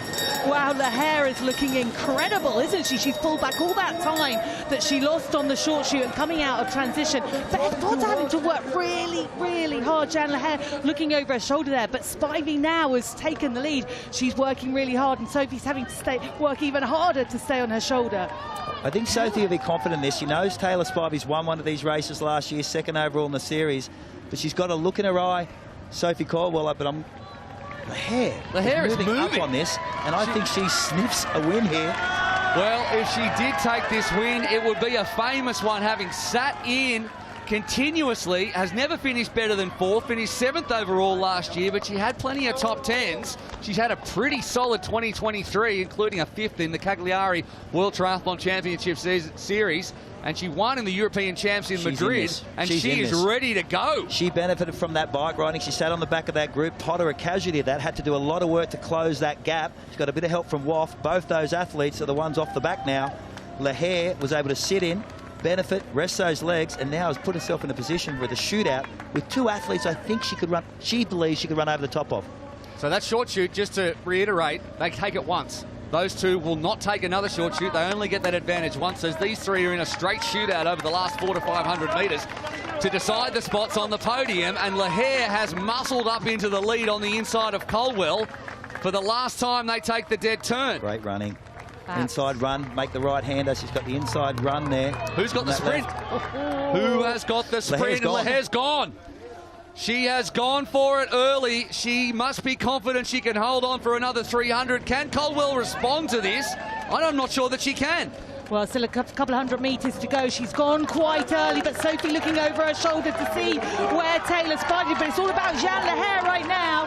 What a run. One of the great runs from 5th to 1st. And Lehair looks like she's got it. Colwell doesn't have a response. And Jean Lehair raced for a long time for France, now races for Luxembourg. Looking behind her, can she hold on? Spivey is having a go at Colwell. She's not going to make it stick. But Jean Lehair from Luxembourg is going to upstage the Sharks after dominating all day. Jean Lehair for her. Sophie Colwell second, Taylor Spivey third, and they all outran Beth Potter. Well, 1.9 seconds. What a race from Lahare, and Tim Don has just come from nowhere. Waff takes 5th place. Oh, Tim Don is going to be incorrigible after this one. I'm not talking to him at all. Painful. Oh, dear. Painful. But he's going to be a happy manager, that's for sure. I don't think he expected that at the beginning of this race. You can see how much they've given. Potter and Colwell on the deck. Michelle Dillon is there alongside them. And Spivey. Great race, Taylor Spivey. Yeah, it was. Very, very good racing. Lahare was running at a 3:02 pace for that last one, as the blow-up shot comes across the line with Olivia Matthias, who takes 6th. And Katie Zafiris has fought back onto the back of Jess Fulliger. And Zafiris, she might have lacked that sharpness at the start, but she came into that one, still finishes a minute back, though. Incredible racing, what a finish. And she'll go from strength to strength in this series as I think her fitness grows in the shorter racing. Incredible race there from first time mum Katie Safira is only just back into racing really this year after having her son. The Warriors chatting with each other. I saw as well the Sharks are all sitting together. The Scorpions, the ones that were left, Van der Kay and Steinhauser, they are also discussing things with each other. They finished 9th and 12th overall. So, Spivey, Colwell, Lahare, Potter, Waff, Matthias, Fulliger, Zafiris, Van der Kay and Casper, the top 10. I'm going to head down now and hear from our winner. Oh, please do take that well-earned sip of water. I mean, what a run you have just put in. Did you have confidence that you could burst through like that? Like every run I felt really good, but I was doing really bad on the bike, so I think I will miss some energy at the end. But since few days I'm feeling really good. I think it's maybe altitude, I don't know, had to come down. But yeah, I quite can't believe it. I'm like, during a moment I was, I'm fourth, like my best result last year, it's already super good. But then I was, maybe podium, but the win, I could never think about it, and I'm like, wow. I hope it will be the same every time, but I don't think so. But I really enjoy it now. For now, I can't believe it, but in a few minutes, I will just enjoy. I love your description of a really bad day on the bike. I wish I had a bad day on the bike like that. You were consistent, and it was such a good race from you. I mean, how much does this moment mean? How much what? What does it mean, this moment, taking this at Super League? I don't really know, but I could never think that I would win a race, so I'm like, wow. And yeah, for now, I can't believe it, and I'm just happy for the team, because as well I saw there were no shoes on the transition, so I was off kind of the last one, the only one, so I need to do really good. I hope that I make points on the run as well, because I was already back, I was coming back, so, and they were maybe watching each other. So with a bit of luck, I won the general and individual and some points for the team, so it will be great. Huge congratulations, well done. Thank you very much.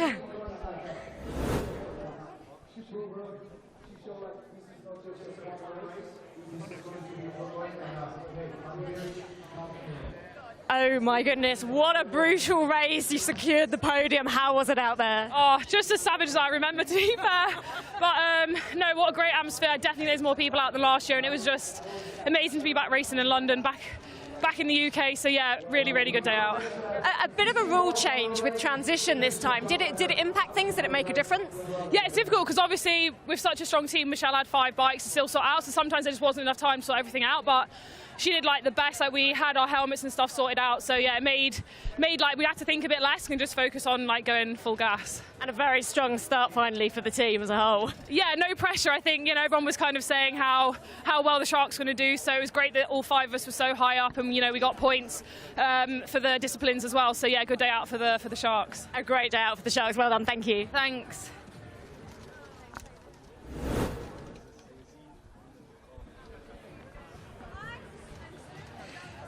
Taylor, how are you already reflecting on that? Such a brutal, brutal day out there. You were just brilliant. Oh my gosh, that was rough, and I didn't set myself up great at the start, but I tried to be smart throughout the race, and somehow I kept making my way up. How do you keep a cool head in that? It was so close right the way to that final. Oh, it was really tough because I knew, you know, Beth just came off a win at the test event. I've been battling a bit of like pain in my ankle for, you know, a few weeks now, and I wasn't even going to start today, so to come away with third is just, you know, incredible. And did the harsh conditions of those cobbles affect the injury? Yeah, I think the instability in Paris and then here, you know, wasn't great, but I put in such a big training block. I think even taking a week off of running, I still did all right. You certainly did all right. Taylor, thank you so much. Yeah, thank you. Let's have a look back at the story of the race, and very, very quickly in this one, it was all about the Sharks and a couple of Warriors. 5 Sharks all together at the front, looking like a team time trial, and Taylor Spivey at the front trying to push the pace. The first run, well, that was easy done by Beth Potter, and we thought she looked very ominous as Jean Lahair tacked herself onto the back of the group. There was still plenty of work to do for her on the bike. She said admittedly that she hadn't had great bikes, as Sophie Colwell and Taylor Spivey took the short shoot, and somehow Jean Lahair, running a nearly sub 3-minute kilometres, ran away as coming back from altitude to cross the line for an outstanding win that shocked even her as well. And for many, a surprise winner. Jean Lahair does it for the Eagles in front of a host of Sharks. Sophie Colwell led them from Spivey, Potter, Waff, Matthias and Fulliger were together pretty much the whole race. Katie Zafiris came back as the second Warrior. Nicole Vanderkay for the first Scorpions, and the top 10 was rounded out by Summer Rappaport, who was nearly 75 seconds back. But Jean Lahair will go to Toulouse, just about home to Toulouse, as the leader of the women's standings. And the action doesn't stop there. The men are about to get underway, and there is quality all the way through the field. And once again, the Sharks have some of the best. Alex Yee, fresh off a 29-minute 10K at the Paris test event to lay down a marker for the Olympics, alongside Johnny Brownlee, the most successful male Olympic triathlete. Gold, silver, bronze, he has done it all. For the Eagles, well, can they take another win? A quality team and led by Kenji Nina, who comes over from the Scorpions in the off-season. Let's see if he can back up his podium in Toulouse last year. The All-American team led by Chase McQueen of the Warriors. It's a reasonably, I guess, inexperienced team, but McQueen has been there and done that. He's got a few 18-year-olds and a 21-year-old in there as well. And the Scorpions, who've been hit by injury, now led by the Arena Games champion, Henry Schumann, who is also the Rio 2016 bronze medalist. Look out for Roberto Sanchez as well. He is in some kind of form.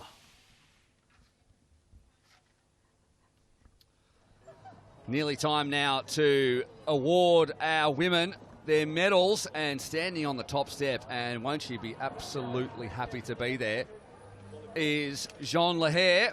So 3 teams represented at the front, despite the fact that there were so many Sharks up there. And I look over at Chris McCormack, and he looks extremely unhappy about what happened with the Scorpions. 17 team points overall, 80 for the Sharks, so they lead the teams. Let's head down now to the presentation.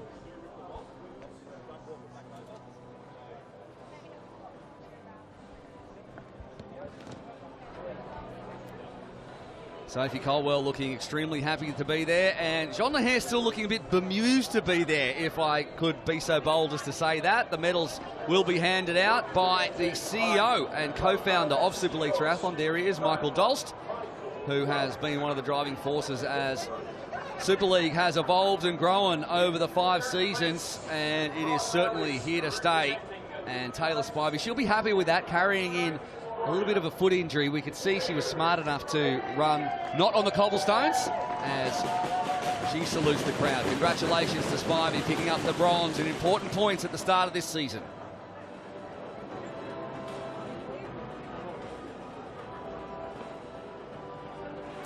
Important to start off well, as we now welcome up onto the podium as well Sophie Colwell. Big cheer for her. I think we're all a little shocked that we're not seeing Beth Potter up there on the top 3 steps. Annie, what do you? I mean, she had such strong runs at the beginning, couldn't hold on to it at the end. Absolutely, I just think of the Paris Test event. It was a big one for her. We're talking about the Olympics, qualification, and maybe just a little bit tired off the back of that. Yeah, fair enough, it was an incredible win. And on the top step, representing the Eagles and Luxembourg, Jean Leher.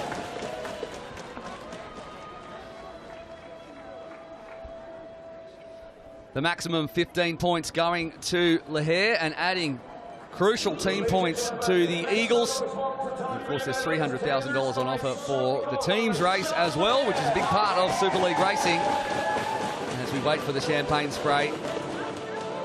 And here it comes. Leher leads that as well. And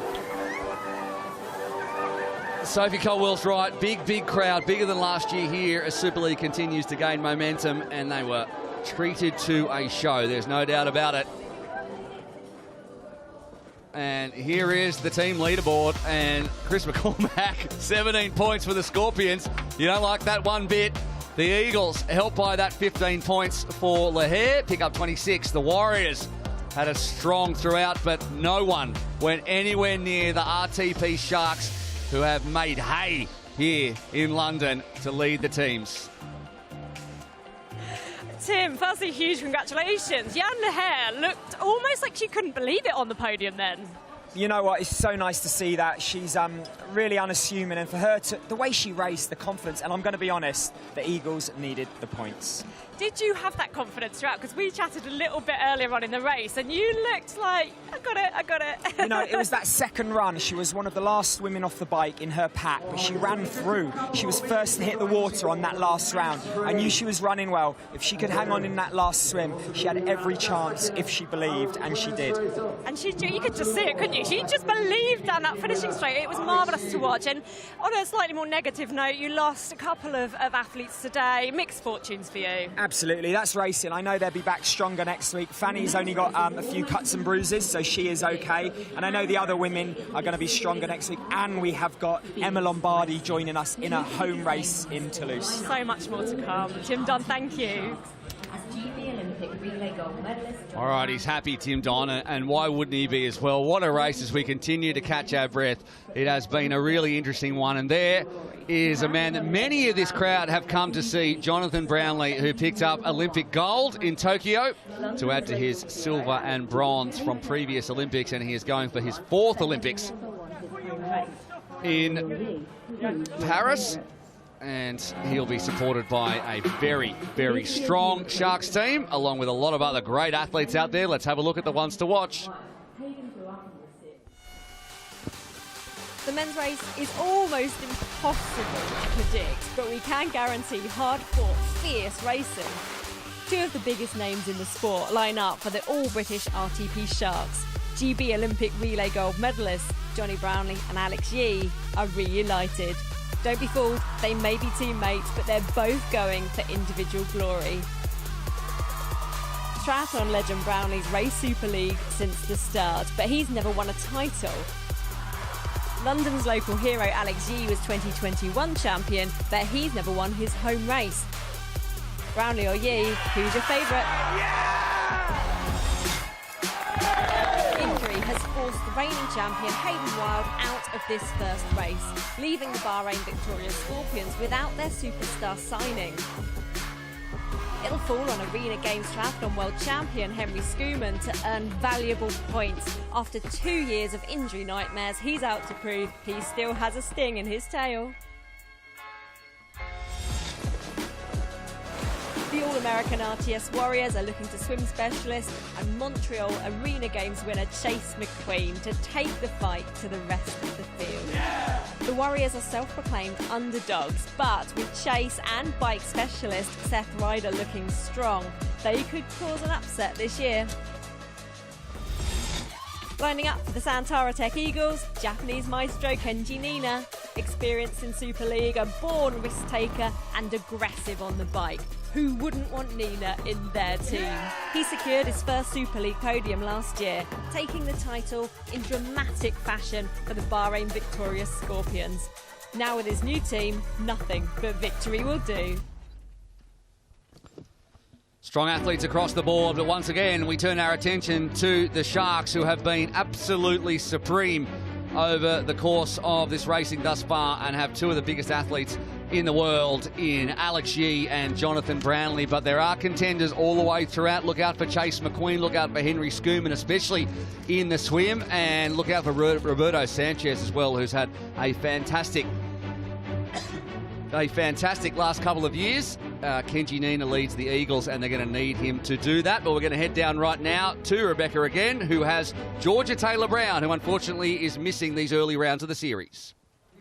Yeah, well, I'm delighted that Georgia Taylor-Brown joins me now on this spectacular finishing straight. We're obviously so disappointed not to see you in action. I know a lot of people have been closely following your journey and your recovery, but for anyone that's wondering why you're not in this field, how are you doing, and you know, what are you coming back from? Yeah, so unfortunately about 6 weeks ago I tore a tendon in my calf, so a nice 8 centimetre tear in there. Oh, so yeah, that was a little bit of a shock to me and obviously super upsetting, but no, I'm just kind of trying to recover from that now and really take my time and get this first part of the healing stage right, and hopefully I'll be stronger and I'll be able to have a long career after this. So yeah, no Super League for me unfortunately, but it's really exciting to be here watching.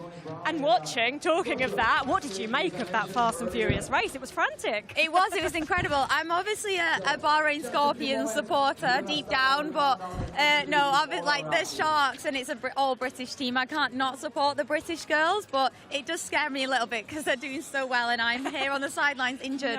No. But no, that was incredible. I knew that Jeanne could run super fast, and if she was there then she was probably going to be on the podium, but to see her take the win and what it meant to her was incredible. And then to see obviously Sophie Caldwell, my roommate, like to see her there on the podium is so special. And I think after the disappointment from Paris for her, she'll take so much confidence from this.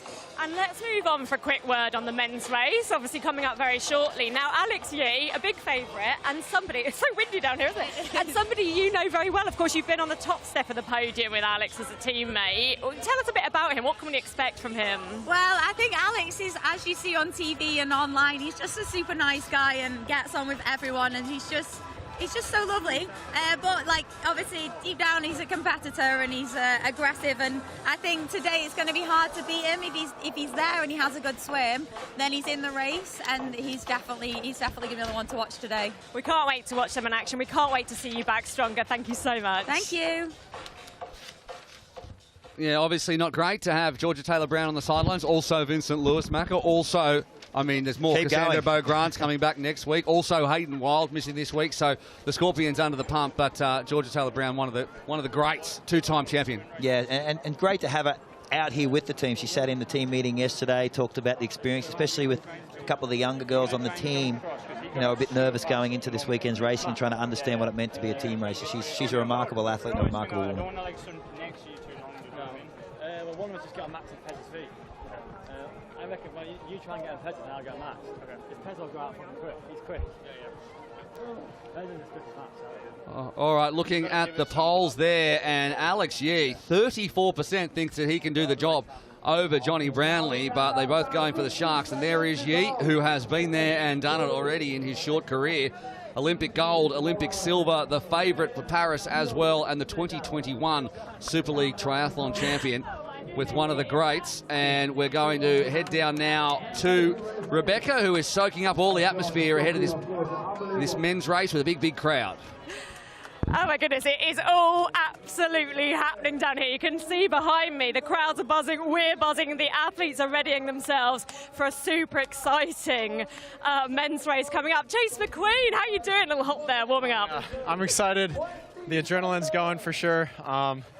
An excellent opportunity to have a good race, so we're excited to be in London. We're excited to see you here in London. We're going to let you go, ready yourself, get focused. Thank you so much. Appreciate it. Cheers, guys.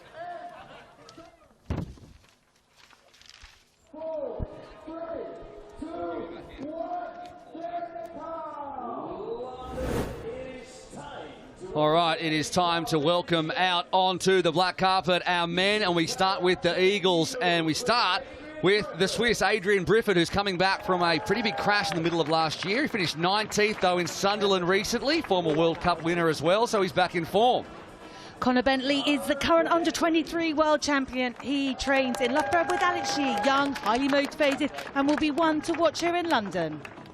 All right, Bentley is one of those young guns, but another one is Marcus Day, who comes in, former national junior swimmer too, again based in Loughborough, only 22 years of age. Emil Holm raced for the Eagles and Tim Don in 2022 when he made a successful SLT debut, finishing 7th overall.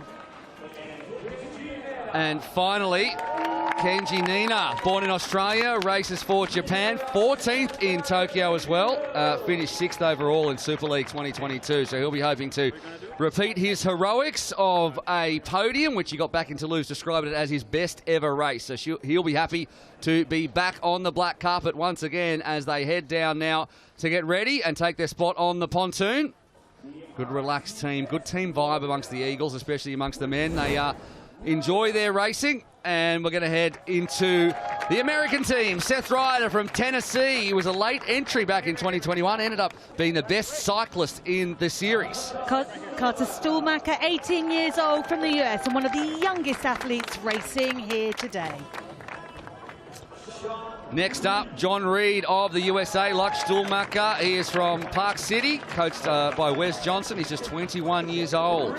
Rhys Vanason, also just 18 years old. He finished 6th at the recent Junior World Sprint Championships.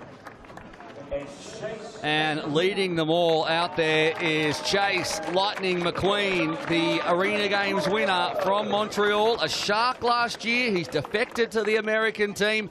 Look for him out the front in the swim, and look to Nick Chase to lead them once again. He'll be happy with the women. Let's hear about the men. Nick Chase, just a quick word before we let you get off and focus. Tell us about the makeup of this team for the men's competition. Oh, wow. We're so excited. We've got some really young kids coming through here who are excited to have this opportunity to race against their, idols, like some of these British athletes. And, of course, Chase McQueen, a veteran, Seth Ryder, they're going to take it in. We cannot wait to show you what we have in this men's field. We're going to fight just like the USA does. Thank you so much. Thank you. That's so American, I love it. We're going to fight. Okay, let's go on to the Scorpions. And we start with a Ukrainian athlete, our sole Ukrainian athlete, Vitaly Vorontsov, hoping to put Ukraine back on the Olympic start line at Paris. He's got some Arena Games experience, but not so much here. Roberto Sanchez Mantecom from Spain, the world under-23 champion from 2019. He's going to be strong. I like what I see there. Taylor Reid, 3rd season. Lots of experience for him. He's a super swimmer, top 20 in Tokyo for Reid. Shachar Savage is one of the just 3 triathletes from Israel to race in triathlon at the Olympics. Shachar Savage, I like it. I like it. We're calling that from now on. And there is Henry Schoeman, the Arena Games world champion, the Rio bronze medalist, and he's coming back from some injuries. Look at that little scorpion stinger. I like that. Did you teach him that, Macca? No, that's not my move. That's from Henry. All right, we'll go down to MG, who I think is recovering from the women's race. Let's see. MG, how much are the Scorpions going to sting in this race? Well, I'm going to have a little bit more sting than our last performance, let me assure you. Take 2 from our side, and we'll dance a little better. I love it. Thank you so much. So do I. Everything he says is hilarious. I love it. Let's go with the Sharks. What a team they have. And crossing over from the Scorpions from last year, he won the teams then.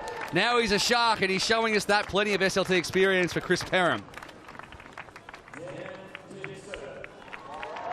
Dan Dixon made his SLT debut in 2022 with the Eagles. His best result was a 4th in Malibu. No one loves triathlon like Dan Dixon. Max Stapley, big swimmer as well. Originally Australian, now he's based in Leeds and racing for Team GBR. He was in the Cheetahs last year. Had a crash in London. Let's see if he does better this time. Johnny Brownlee, 3-time Olympic medalist, has been on the overall Super League Series podium no less than 3 times. And finally, there'll be a big cheer for Alex Shee. He walks out knowing that he's the favourite for this one. Won Paris Test event last week by a mile. He's won Super League overall as well. He has 2 Olympic medals, and the Sharks are ready to do it. Michelle Dillon will be absolutely floating after that last effort. Let's hear. Michelle, you're understandably beaming here. More of the same with this men's squad? Absolutely. If my men's team is going to be as strong as my women's, which I know it is, with Alex Yee, Johnny Brownlee and the rest of them, it's going to be an absolute showdown now here in London for this first race of the series. I'm absolutely buzzing here right now. I cannot wait. We can't wait either. Good luck. Thank you so much. We'll all be giving Michelle Dillon a very wide berth at the team meeting after this one, because she will be enjoying every minute of this, and why not? They will be on the far left as you're looking at it right now. The Sharks, the Scorpions in the middle alongside the Warriors, and then the Eagles. And there is your enduro. If you're just joining us, 3 triathlons, back to back to back, short, sharp, fast, and this first swim, crucial if it's going to be anything like the women's. Yeah, look for Reed and Schumann, who are looking to score points for those Scorpions. They're going to get off that mark very, very quick, and Chase McQueen. All right, 20 seconds until we start, and these athletes know they have about 40 to 50 minutes of pain ahead of them. Who is going to come out on top here in London as we embark on the Men's Super League Triathlon season?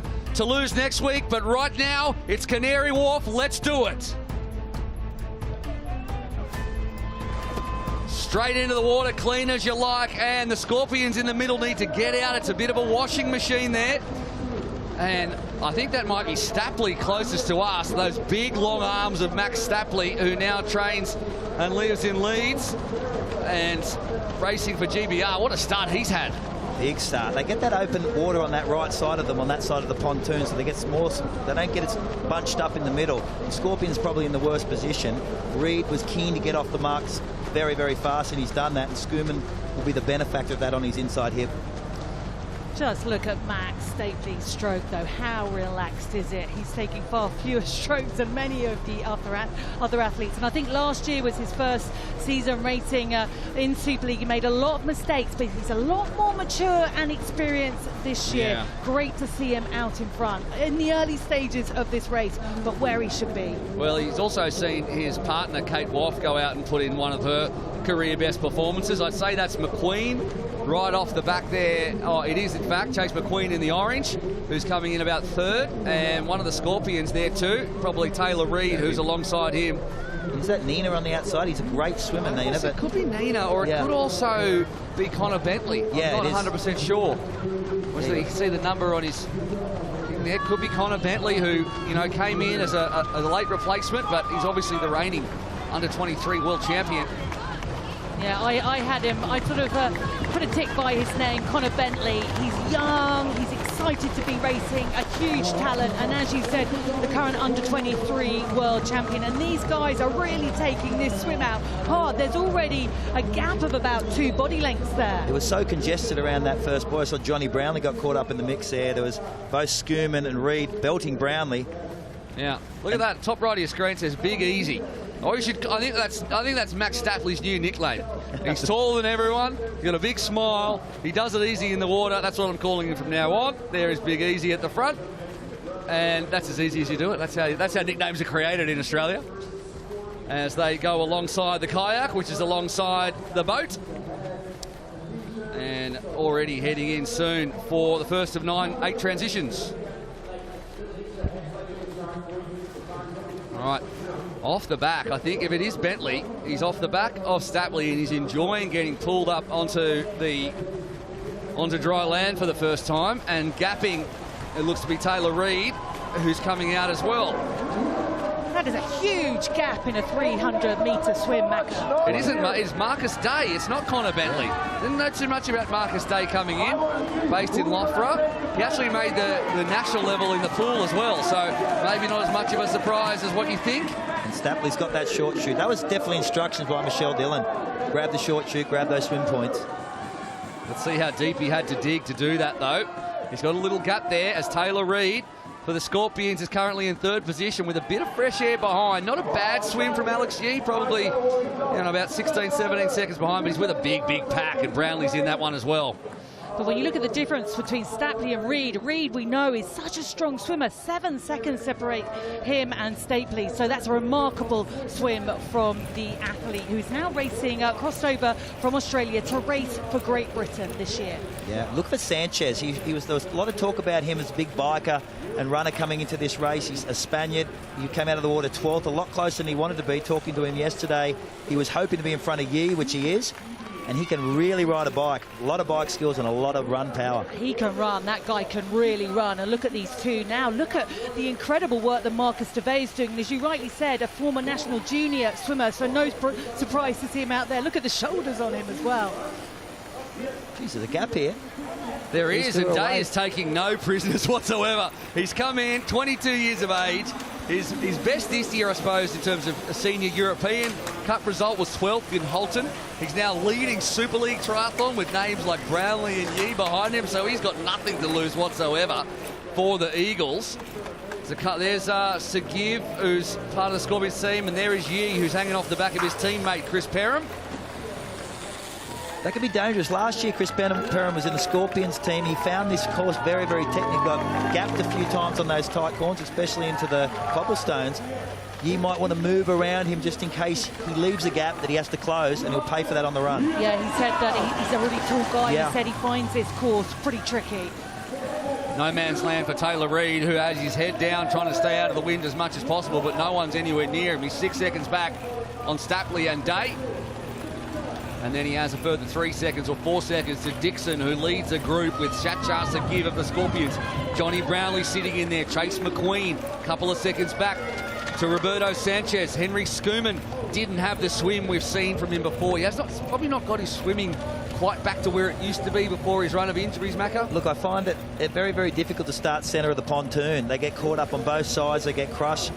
Schumann, a smaller athlete, does get belted around a bit more. He'll swim better as he gets more open water into this second and third swims. JB, Johnny Brownlee, working away there. He wants to be at the pointy end in front of his home crowd, and what a crowd it has been. As Day, I wonder how deep he's digging at the front. Is he having one of those sprint at the beginning and then blow up moments, or is he going to be figuring at the pointy end? That is the question. Reed looking at a group behind him as they bear down on him. Couple athletes off the back, 30 seconds covering the Manny. Well, interesting there, just talking about Marcus Day. Is he going?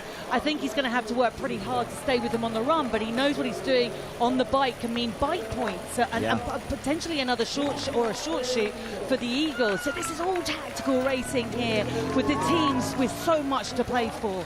That motorbike a little close. He played that very, very well. It seems he's been instructed to push the pace. He's been happy to sit on the front. It's only now that we're seeing a sharing of the lead.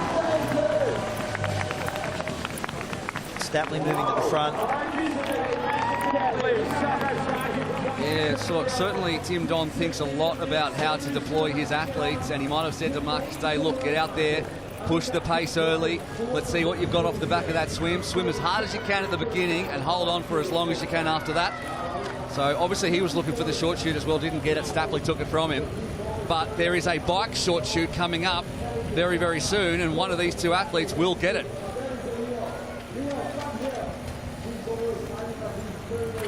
Obviously, if Stapley crosses the line at the end of the bike, the dismount line first, the mount line first, then his team will pick up another short shoot. They won't get to use both, but he'll cancel out the Eagles short shoot. So that's what he'll be looking to do, to make sure that the Eagles don't have one.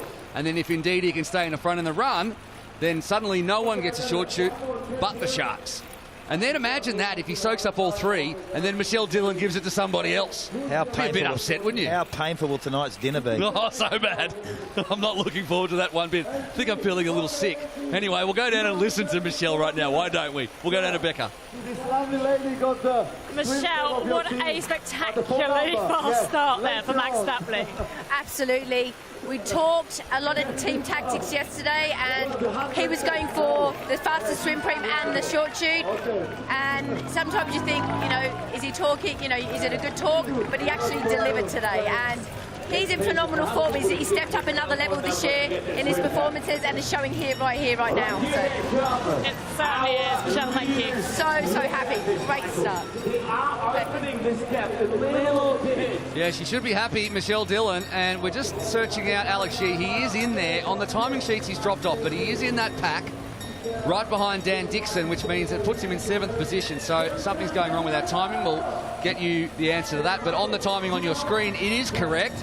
Alex Yee is in 7th. For a second there, I thought, what's happened to Alex Yee? But everything is under control. Some of the big names right up the front. Schoeman, McQueen, Yee, Brownlee, they're all there, but they're all chasing down Schoeman 8 off the back. seconds now. Yeah, Schoeman's yeah, been you're shelled off the back. He's been struggling in those corners, especially that dead turn on the far end.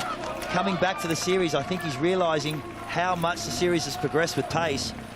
But we did see him, of course, take the Arena Games World Championships earlier on in the year. But I think you're right, he's struggling with the swim, which is his strongest point. But Max Stapley, I'm so impressed with what he's doing here. Marcus Day, of course, as well. But Max Stapley, what a different athlete he is this year compared to last year.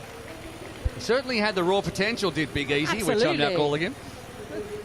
Did Max Stapley, but he's certainly delivering on it this time. And, you know, sometimes a year's experience in Super League, it really counts for a lot. And in the same way that you see athletes like Zafiris, who obviously is coming back from motherhood, so it's different, but Schoeman takes a year or two out and comes back and finds that the game has moved on. Yeah, game improves year after year, and so a lot of the young talent is doing it. Interesting, I brought him up earlier, Sanchez tracking Alex Yee. He's the only athlete to have outrun Alex Yee in the last few years on times. Tracking him seems to be his minute man or his marked man. Day knows that he wants that short shoot for the bike, so he needs to rack his bike. He needs to get out on the run first if he is going to deliver Tim Don's Eagles a short shoot. Can Stapley deny him? Don knows it. Day, and then on the shoes go. Who gets over the line first? Is it Stapley or is it Day? That is the question. The shoes go on. They're not on properly. Are they on? He gets across the line. He gets it. He nearly stumbles, nearly loses the shoe, but he does the job. So a short shoot to the Eagles as well.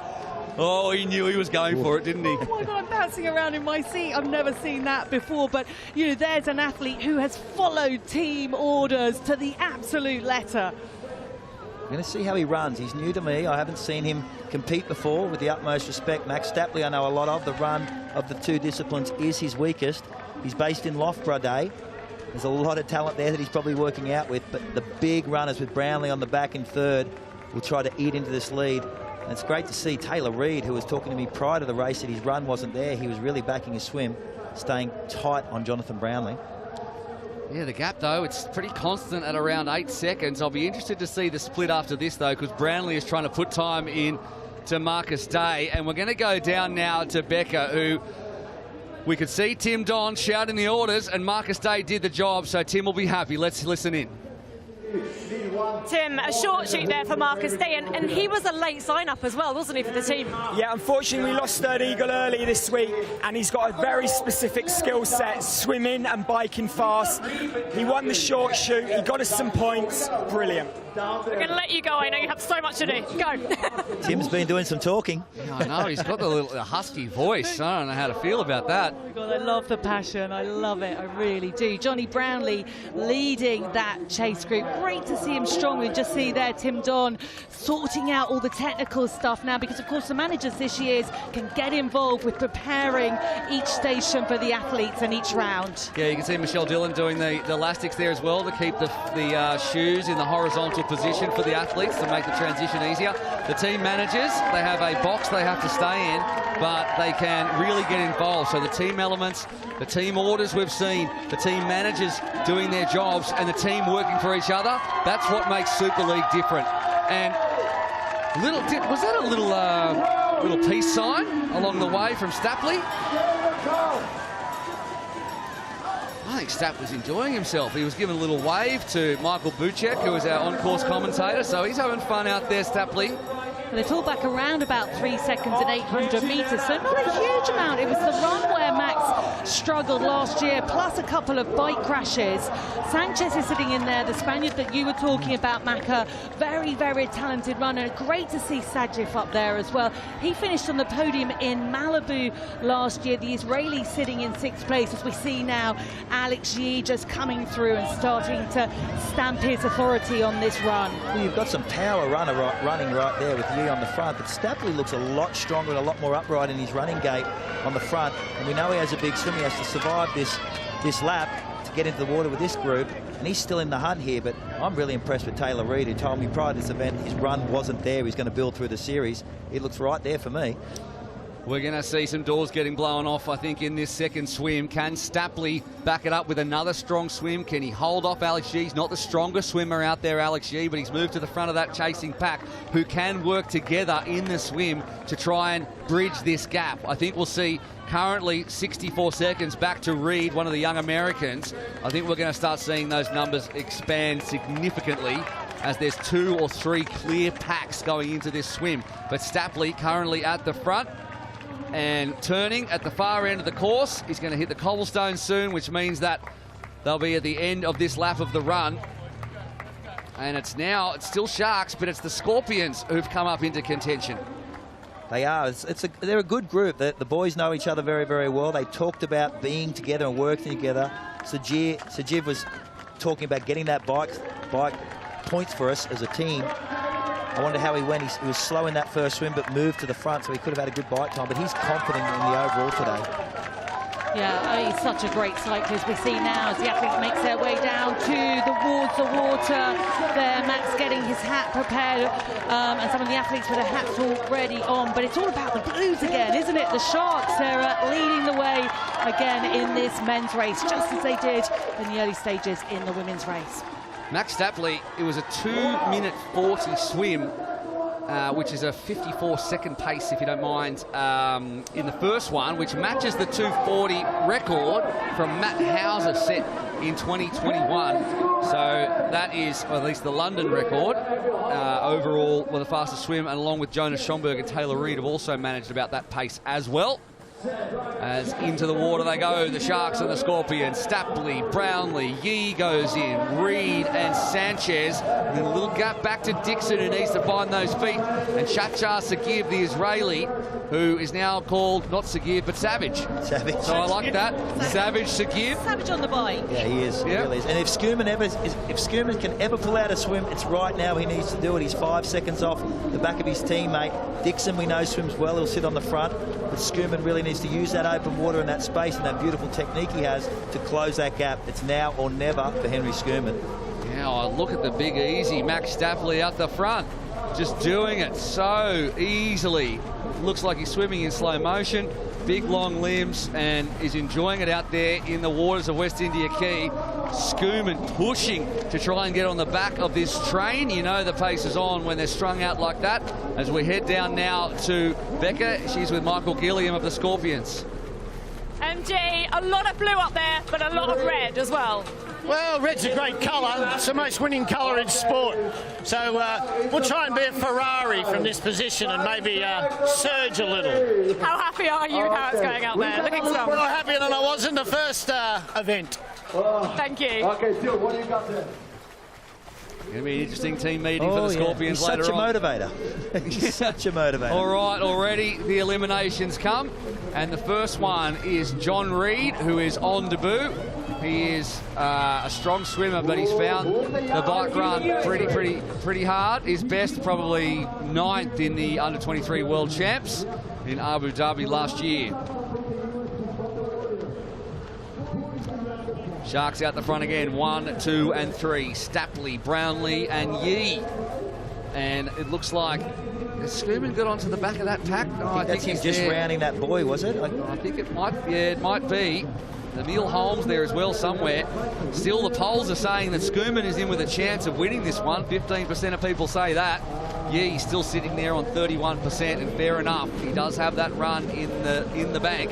And a 29-minute 10K, people were talking about that last week Annie, as the best ever run in triathlon in an Olympic distance. I think Alistair Brownlee in London has something to say about that, but it was faster than that, Raz. It was. I mean, to pull off what Alistair did on home soil in the Olympics in Hyde Park in London was just phenomenal. But what Alex Yee did in Paris was, I think it was just breathtaking. It was incredible to see. And as many people have said, you know, he could run professionally and he could do triathlon professionally. Not many people can do that. British Athletics tried to keep him in running. They did. Well, yeah, well, he's the national senior men's record holder at 28 minutes and 17 seconds for the 10,000 metres.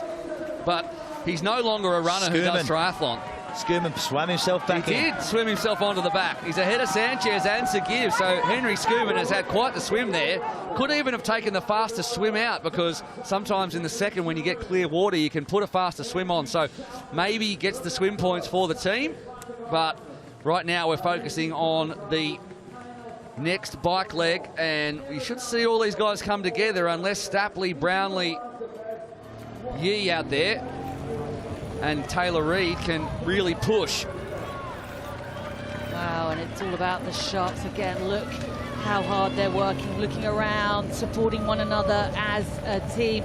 Interesting talking about Schoeman there. I think he's really not enjoyed the big group swim, and that's why he was able to pull something back. Let's not forget, he's a bronze medalist from the Olympics, a gold medalist from the Commonwealth Games. But I think he's going to find this pace on the bike now, and this leg a little bit tough. If he's not there now, it's going to be hard for him to get back on. We can see Johnny Brownlee sitting in second. It's Daniel Dixon, who really has a great start here in London. He's just young, 21 years of age. Love to watch him race. So much passion, but he had to work hard on that last run to stay with this, and he swam well, finds himself in a top 5 position. Schoeman has the advantage of having Sanchez with him, the young Spanish teammate of his, who's very good on the bike. Was talking yesterday, he loves this course. The gap's opened up, but Sanchez will chase and will not stop chasing. He's much more comfortable on land than he is in water, and Schoeman could benefit from that. That's one way of putting it, isn't it? Yeah. But very true. You know what, I totally agree. I mean, I think a lot of us can sympathise with being a lot more comfortable on land than water. I'm a land-based mammal as well, 100%. As you'll see that wonderful drone shot following the athletes, and we're going to go underneath the arch as well. So good to see the shot from the aerial camera. Didn't have that last year. It was a really good perspective on the racing. And the Warriors, they aren't figuring as much as they were before. So we're going to head down now and listen to Nick Chase. He's with Rebecca Charlton right now. Nick, not ideal to have an elimination with one of your athletes, but it's worth noting the development element of this team, the Warriors. Absolutely. We put a lot of pressure on these young kids at a very young age. I mean, they're flying over. They've never experienced this level of pace most effectively. We never knew it was going to happen. So, of course, we planned for worst-case scenario, but they're learning, and that's all we care about. And it's so important, isn't it? Yeah, to go up against this level, this crowd, I mean, come on. They'll never have this opportunity otherwise. So we are so thankful to be here. We knew we might have some trouble, but they're going to keep fighting, keep learning. Nick, thank you. Thank you. Yeah, the RTS Warriors are in a partnership of sorts with USA Triathlon's Project Podium, and looking to give these young athletes more experience at the top end as they target LA 2028 Olympics. And certainly this is a baptism of fire in many respects. There's no doubt about that. Henry Schoeman, that was the third fastest swim of the day in the second swim after Stapley and Day in the first swim. And there's some bike fixing. We're going to come back to that in just a second. So Graham, our bike mechanic, is allowed to get out there and try to help Chacha Sagib with his front wheel. And that is very unfortunate for the Israeli. That's really disappointing because he was having a great race here. He came in here thinking he'd go top 5. He asked at the team meeting yesterday whether he could be given instructions to go for GC. He felt in great condition, and that's going to set him back. He was right in the hunt. He was right there in 5th spot before that happened. There's Johnny Brownlee attacking on the front a little bit, feeling bold here. He really is. He loves this style of racing, and just great to see. Perhaps one of the oldest athletes, I think, now in the field, but certainly one of the most experienced. He's finished 3 times in the podium, on the podium in the overall series. As we take a look at one of the Scorpion athletes. Vorontsov. That's Vorontsov, the Ukrainian. So he is eliminated as well. Kenji Nina looks to be eliminated too, and Reese Vannison will confirm that. But that's a surprise if that is indeed the case. Brownlee off the front.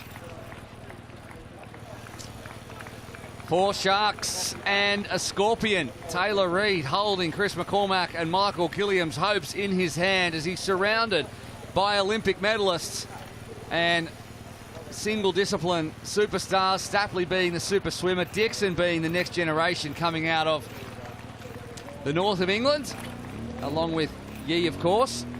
And won't the home crowd love this, watching top 4 of the top 5.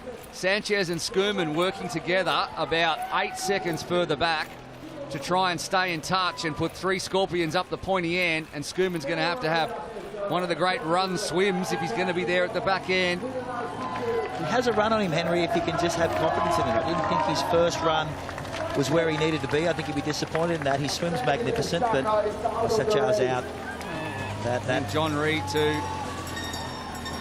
That's a shame. Yeah, real shame. Sajid out because of a mechanical, not because he couldn't go with the pace. I think a little mention on Yee. He didn't win in London this year. He lives a stone's throw from here. There will be so many fans that have come down to watch him. He finished 3rd last year. He did win the series in 2021. We could just see Max Stapley there has got the short shoot. That's right. It's an interesting call from Michelle Dillon, and I mean, it kind of. She did the same thing, thinking that Potter had the run legs, it makes sense to give it to Caldwell. I don't mind it either. If she wants to lock out this podium 1, 2, and 3, Stapley's probably the man you want to give it to. Yeah, with Brownlee and Yee both proven over many, many years their running calibre. Stapley new to the run. It's probably his weakest of the 3 disciplines, but he's running on point today. And then sitting at the back there and not doing any work at the moment is Dan Dixon, who might Jean Leher the lot of us. I don't know. He hasn't quite got the run yet. And I think watching him on the first round, he looked a little bit tired. But gosh, this guy's got a lot of passion. So I think the fact that he hasn't come through, because he loved, you remember seeing him in Toulouse last year when he rode off the front. Very, very strong cyclist, technically very good. But I think he's sitting on the back there. He learned a lesson there. Yeah, he certainly did. He really learned a lesson. So he's being smart at the moment. There's plenty of strong athletes up the front with Johnny Brownlee, Max Stapley and Alex Yee, of course, doing a lot of the work. The only short shoot in this front pack is going to go to Stapley. Tim Don's Eagles have the other short shoot, who he hasn't decided yet who he wants to give it to, but that's further down the field, obviously, so that's going to be interesting to see who he gives it to. The top Eagles at the moment, Marcus Day, who's dropped back to 10th, and Emil Holm. In fact, there's 4 of them together. Nina, who's back, in fact, not eliminated, and Connor Bentley as well. 2 Scorpions off now. And Schoeman and Sanchez. Sanchez needs a big run, as does Schoeman here. Yep. Reid leads out with Brownlee, Yee, Stapley and Dixon, and the pair of Scorpions behind them, Sanchez and Schoeman. Sanchez, as we said, former under-23 world champion. 2021, he had that silver medal behind Dorian Connix in the European champs. Finished 3rd in Bermuda, the race that Vincent Lewis won actually last November. 2nd fastest run split in that. He was faster than Alex Yee too, and he can race long course too. And all by himself out there is Kenji Nina, who looks like he has run a race at this point. He was the big signing for Centara Tech this year. He came off the Scorpions team last year, was our biggest point scorer in the men's. Just seems to be off pace coming into the series. He'll be a bit disappointed, I think, with it. I don't know if something's up. Toulouse, we saw him last year finishing on the podium. Loves this style of racing, but at the moment he's certainly out of the top 10. Johnny Brownlee just really enjoying pushing this pace on here. He's an athlete that just doesn't want to sit up, does he? He wants to give 100% at everything he's doing in the race, and I think he raced best like that. Really. Agreed, and that's why he's got 3 Olympic medals. Exactly. He's an animal when he's on form. He loves to dictate terms. He feels comfortable, he looks good. I've got to call out again to Taylor Reid. Yeah, great. Yeah. What a race. Yep. I mean, he's never been on the podium in Super League. He's been around for 3 seasons. He's had a fair few top 10s. You know, last year, I mean, on debut, he had a top 10 in Jersey, he had top 10 in Malibu.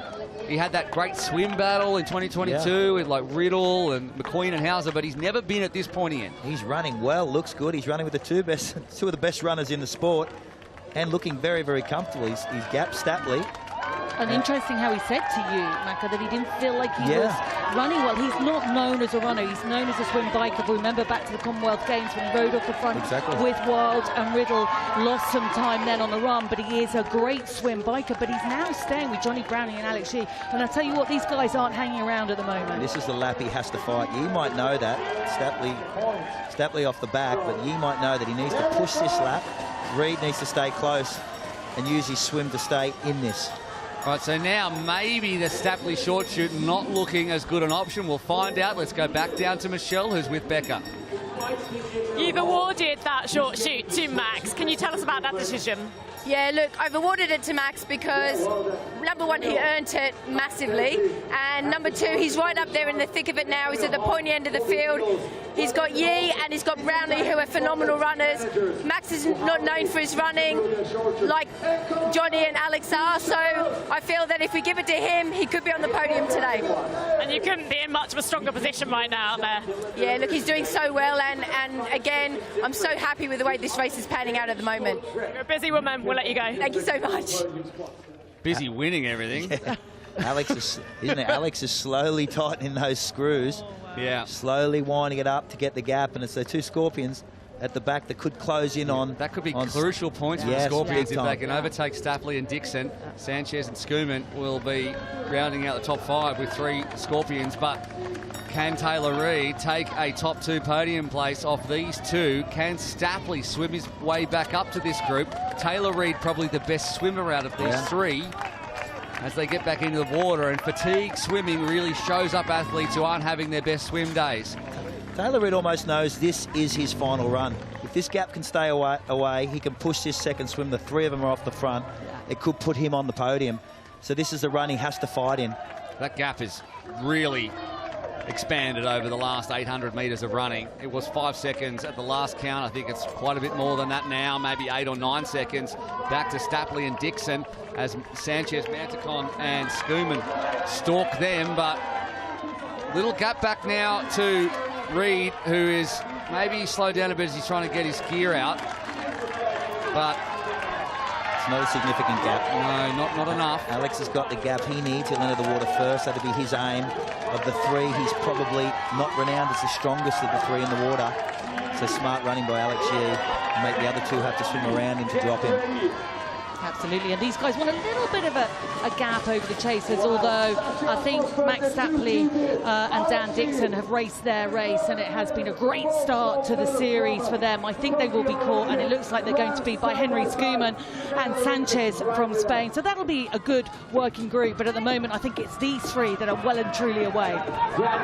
Let's see how much Taylor Reid has in the tank. Yee gets in the water, Brownlee gets in the water, and Reid gets in the water. The 3 of them together, straight onto the feet goes Taylor Reid, and the 3 of them working together. Yee at the front, probably the weakest swimmer. Here comes the big easy Stapley. He gets in the water with Dan Dixon. Schumann, can he have another one of those swims? Sanchez, not the greatest swimmer in the pack. He needs to hold on to the back of Henry's feet if they can work together on the last bike and move themselves into the top 5. Emil Holm, I think, unconfirmed, but I'm hearing that he has the other short shoot, which might take him over the top of Seth Ryder and away from McQueen, who was the other man in that group. So crucial Eagles points there. And he is the lead Eagle as well. So unsurprising from Tim Don. I think Holmes has had a great start to his Super League season as well. He finished 7th overall last year, and this is a great start for Holmes. Has kept himself in the race, top 10 position. Few athletes on the bubble, Perham, Griffith and Stuhlmacher. Connor Bentley's all on his own as well in 13th position, and if this is a fast swim, then you know things could get a little dicey for them finishing this race. He remains out the front. Reid has just tried, maybe he's conserving. He certainly doesn't have the energy to get over the top. We'll head back down and hear from MG. Taylor Reid currently sat in 3rd place for you. Is this playing playing out as expected? It's a bit like the London weather. 1 minute it's brilliantly sunny and sunny, and the next minute it's raining and it's cloudy. So look, it's been a mixed day. I'm happy if we can grab that podium spot third, but I'm really sort of hoping now we can also pick up a 4-5. If that's good, that'll be great. You had some difficulty in mechanical, something you never want in that position, but it is racing. It is racing. Yeah, luck. You know, we just haven't. All these bikes, it was our tyre that goes. So, and I felt for the young guy because he was having a good day. That's racing. Thanks, MG. Cheers. It certainly is, and we should point out that in terms of the team's race, $120,000 on offer for the first place team. Every single point an individual earns goes into the team. Adrian Briffett has been eliminated for the Eagles. So every single point an individual earns goes into the team pot, including for the fastest swim, bike and run, as well as the overall 15 points, championship points for the winner, all the way down to 1 for 15th place. So all of those are added up, along with the fastest swim, bike and run, which is awarded separate points, 8, 6 and 4 for the top 3, and they go into the team pool. So every point, as MG says, third, fourth and fifth, a lot better than third, fifth, sixth, or however it works out. Everything's crucial. Reed out of the water first. The other two a little bit slow and tardy. Brownlee and Yee, a good transition required from Reed. Tactical swim there by Reed. He sat on the feet of the two athletes in front, Brownlee and Yee, and then decided to put away Dixon and Schumann. Not too bad a swim. Schumann's pushed back pace. Sanchez had got dropped. Yeah. Schumann too quick. They entered the water together. Schumann's such a good swimmer. Sanchez fighting to hold his feet and lost them. Schumann's put himself in between the two sharks, so there'll be a group of 3 working together with Sanchez Montecon off the back. This needs to be the biggest ride from Sanchez Montecon right now. This lap, he has to go all in. MG setting very those, good transition on the bike. those elastics on the shoes to enable the transition to be even quicker again. This lap has to be all in. Taylor Reid has to put his head down now and go. Well, what a smart move from him. Sorry, McQueen, Ryder and Holm all together. Trying to work together to stay inside the top 10. Reed looking around thinking, I don't really need to do this work on the bike. You guys need to come up and take some off me. And Johnny Brownlee says, OK, no problem. I'll do that. A typical Johnny Brownlee, no problems at all. He's a big, great guy to have in a breakaway. You know you're going to get the work out of him. It's hard to keep him back, isn't it? Like, you just can't hold him back. He just wants to keep pushing and pushing the pace. But great racing from Reed, Brownlee and Yee, the 3 of them back together again. Reed sat in the swim, saved some energy, just came forward as they exited the swim to make sure that he got out of transition in first place and a little bit ahead of the game. But we're back to this group of 3. Stapley and Schumann are together behind them. He ran hot on that corner, Alex Yee. Lee Kamagutsa. Little gap, he just left a little gap. Is that fatigue? Johnny Brownlee really laying down some power using these cobbles now. Yee should hold that wheel, but he found that last dead turn very, very tough and he's had to work to hold Taylor Reid's wheel. He's back on now. In terms of the run split so far of the top 5, Johnny Brownlee has 2 of the top splits, but the top 1 and 2 goes to Alex Yee. So Yee and Brownlee sharing the honours with Roberto Sanchez, another one who's managed a top 5 run split. So Taylor Reid might find the going tough out there in the run if Brownlee and Yee have enough left in the tank to lay down those kind of times. We're talking about a pace of around, well, a 2:46 pace over the kilometre for Alex Yee. That was his best time. The second best time was a 2:47 pace, which is travelling. Johnny Brownlee wants to win this race. He really does. He's aggressive. The 3 of them are away. You're seeing him railing those turns. Alex Yee was just swinging off the back of his teammate. Taylor Reid will all happily do the work and assist. But Johnny's got that mindset, that Johnny Brownlee winning mindset. And how does that work when you're in the same team, right? You know, I guess at the end of the day, now they know, barring any mishaps, they're going to make the top 3. In fact, probably 1, 2, because they know that Reed's going to drop off on the run. I'm saying he's going to, but at the moment, so far this race, he's run brilliantly. But on paper, you'd have to say it's all about Yee and Brownlee. But Brownlee knows he doesn't really want to go out onto that run with Yee. So he's got to break Yee on the bike, but that's going to be pretty difficult too. Look, if you're Taylor Reid, you know there's, even though they're your teammates behind, in Sanchez and Schumann, you know they've probably got the run legs to go over the top of you. So it's important to push this bike, work with Yee and Brownlee to give you that margin of error. At 9 seconds, he knows he can sit on that podium, which is a massive performance for Taylor Reid coming into this event. At what point, though, does he start thinking, I don't want to just be on the podium now? Yeah. I want to figure in the top 2. I want to win this race. I want a Jean Lahera. I want to push, and I want to see what these guys have got. As we're going to have a lapped athlete who's going to need to pull out of this race. It's about to be lapped. That'll be Chris Perham. Yep, he is stopped. Perham's gone. All right, this is our final prize fight. Yee off the front. Another lap on the bike, and we are getting close to the end of this race as they head down that off-camber left-hand turn onto the back end of the course. Long straightaway here before they turn left again. And we'll head down now to the far end of the course and that dead turn. So we'll see where Yee is at. He was a bit tardy, as Macca pointed out the first time around, as Brownlee, like you say, he has not got off the hammer at all. He doesn't want to. He is sick of being upstaged by Alex Yee, and he did not have a good race in Paris. He wants to come back and he wants to win this one. And it's a confidence thing for Johnny Brownlee to move to the front, knowing the power of running that Alex Yee has. You know, you want to save those legs as much as you can, especially when there's 3 of you away. He's been happy to get on the front, which means you've got a confident Johnny Brownlee. I think everyone thought that Johnny had a problem with the run. I was able to catch up with him yesterday, and I said, hey, where's your run at? And he said, my run is great. Yeah. And I said, well, what happened in Madrid? And of course, very sadly found out the night before that he'd lost his dog, and it just broke him. But actually, the run is all there, and as we've seen in the 2 previous runs, Johnny Brownlee is on fire all round, and he's looking in great shape. He needs to show this kind of racing for the mixed relay at the Olympics to the selectors, and they'll be sitting up now. I think after Paris, everyone would have gone, what on earth happened to Johnny Brownlee? But now, in Super League, in the first race of the season, he's absolutely back on form. Yeah, I think if anyone saw Johnny Brownlee's Instagram post after, he was like, I had it all, I just couldn't show it in Paris. Yeah. And now we are seeing that he was correct, as crowds 5, 6 deep line the entire West India Quay straight away and onto the black carpet, and they are enjoying the 2 best British athletes in the men's, at least, doing a job. And a Kiwi who has never been this far up the pointy end, this deep in a race, sitting in the middle. He's barely said a word, Taylor Reid. He's been walking around the hotel. He's been looking very focused. He hasn't been talking to people yet. He's a man of few words. We had him at breakfast this morning. How you feeling? Good. Good. Very good, obviously. Sweet as. I'm feeling sweet as. Yeah. He was saying so.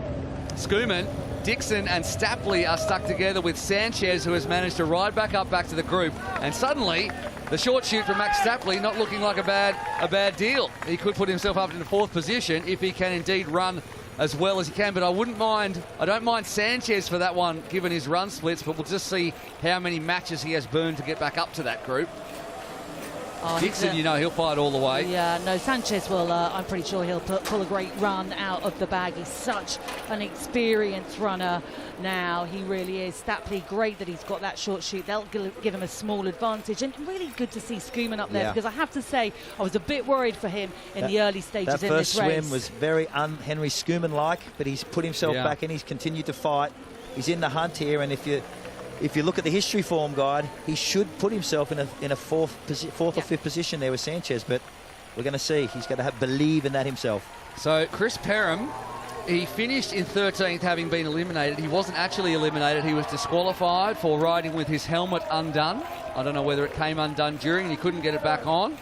Kenji Nina has been eliminated though, but Perham will not score for the Sharks. So everyone moves up one. Bentley will move into 13th place. And everyone else will move up one, which means that Carter Stuhlmacher, the 18-year-old, Yee will go Brownlee into the points. But yes, Yee out the front. 1.6 kilometres to go. 2 laps. Reid already looks like he has lost this one. And Yee has taken it by the scruff of the neck. Can Johnny Brownlee respond? Oh, I don't know. I don't think so. This is a tough one. Alex Yee has gone out like this is a mile race on the track, and Brownlee will be giving absolutely everything he's got. But that's difficult for Johnny Brownlee when we look at the pace that Alex Yee has gone off. Reid has dropped off a little bit, but he's got himself a good gap over Sanchez. Yee, very, very comfortable. He raced with purpose. He came in that transition first. He moved out quick and applied pressure instantly. We'll go back down to Michelle Dillon, who'll be enjoying watching this one play out. Rebecca? Putting some time into the scorpion chasers. Brownlee or Yee, how's this going to play out? Yee's the informed form runner at the moment. He's actually taking control of this race right now. Not too far behind is Johnny. Johnny's looking like he's having a fantastic race. As long as we get 1-2, I actually don't care in which order, to be honest. Brilliant stuff, thank you. Absolutely turning the knife into the other team managers there, Michelle Dillon. No short shoot for Alex Shee. He doesn't need it. He makes the turn. He has stolen a march on these two other athletes. 30 metres or so to Brownlee, another 20 or so back to Reid. And it would take some kind of running from Brownlee and Reid to change the order of this podium at the moment.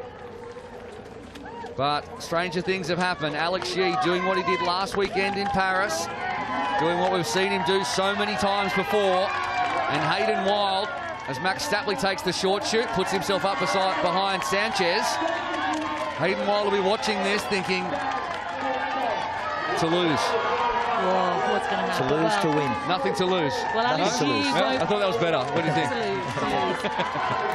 Most of the British guys will be sitting out, the top guys, I think, because of Pontevedra, the final of the World Triathlon Championship Series. So that will be their race that they will sit out. At the moment, though, look at Yee. That 29 minutes was absolutely no fluke at all, was it?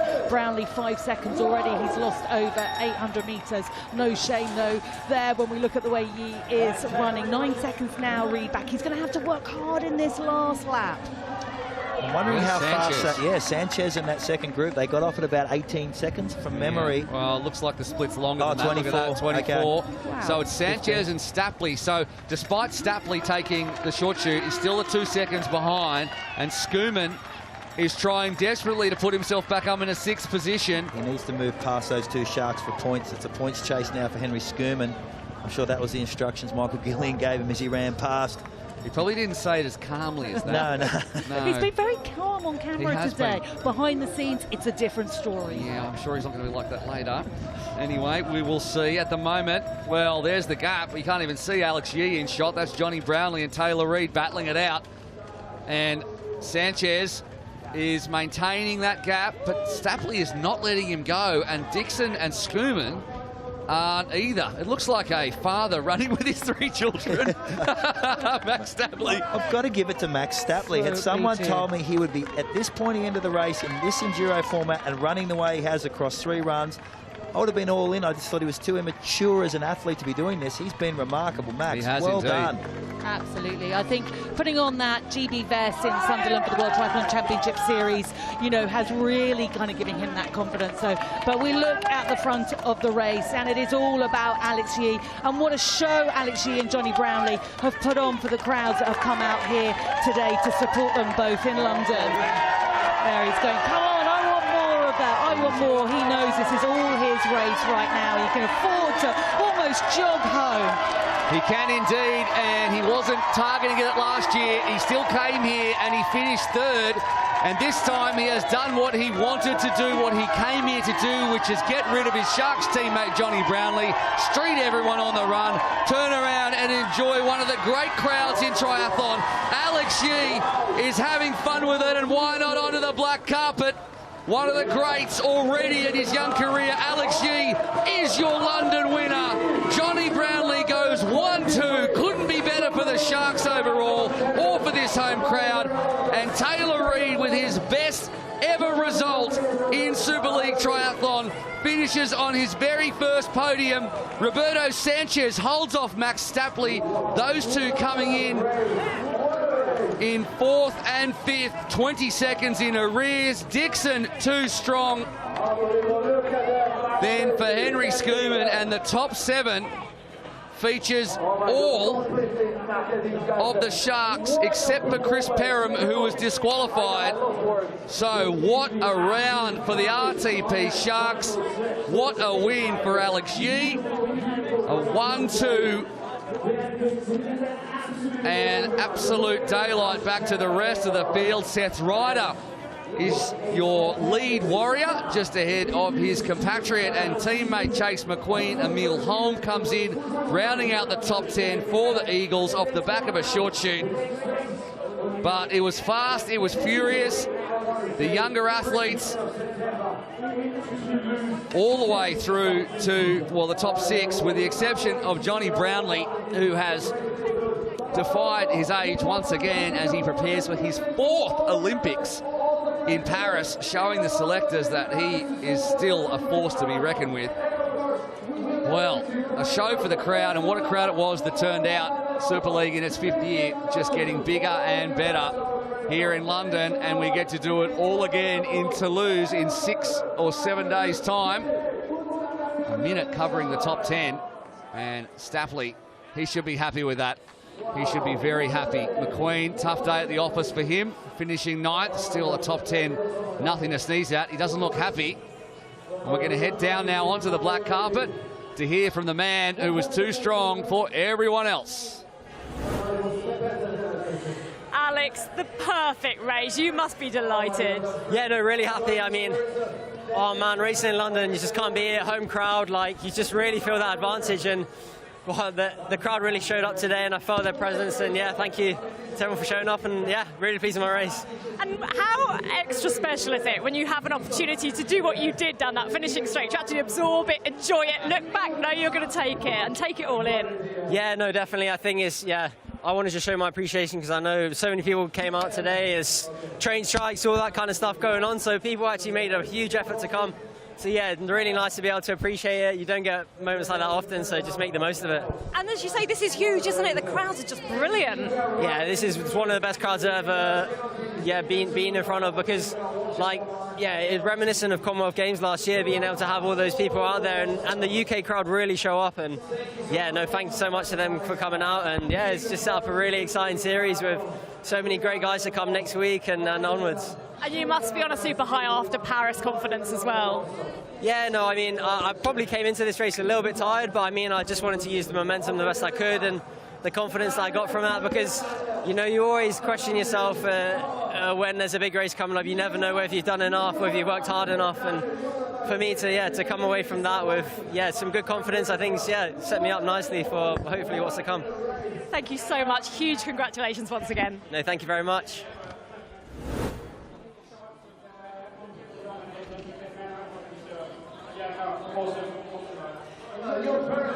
Not a bad day in the office for the Sharks. Yeah, it was absolutely brilliant. And most importantly, you know, Alex and myself were obviously first and second, but it was actually the teamwork the whole way through the most important. You know, Max was brilliant on the swim, and then the second swim on the bike as well. So, you know, there's little things you can't even see that was more important. Well, I was going to say, how much can you play those team tactics to your advantage out there? Because it is so fast, that turnaround. Well, actually last year, not a lot, but this year we really did. You know, like I say, Max led us out on the swim, Pezzo as well on the swim, and then on the bike, Max and Alex were looking really well, and Dan as well, so we literally controlled it the whole way as a team. You certainly did. It was brilliant to watch. Congratulations. Thank you. Thank you very much.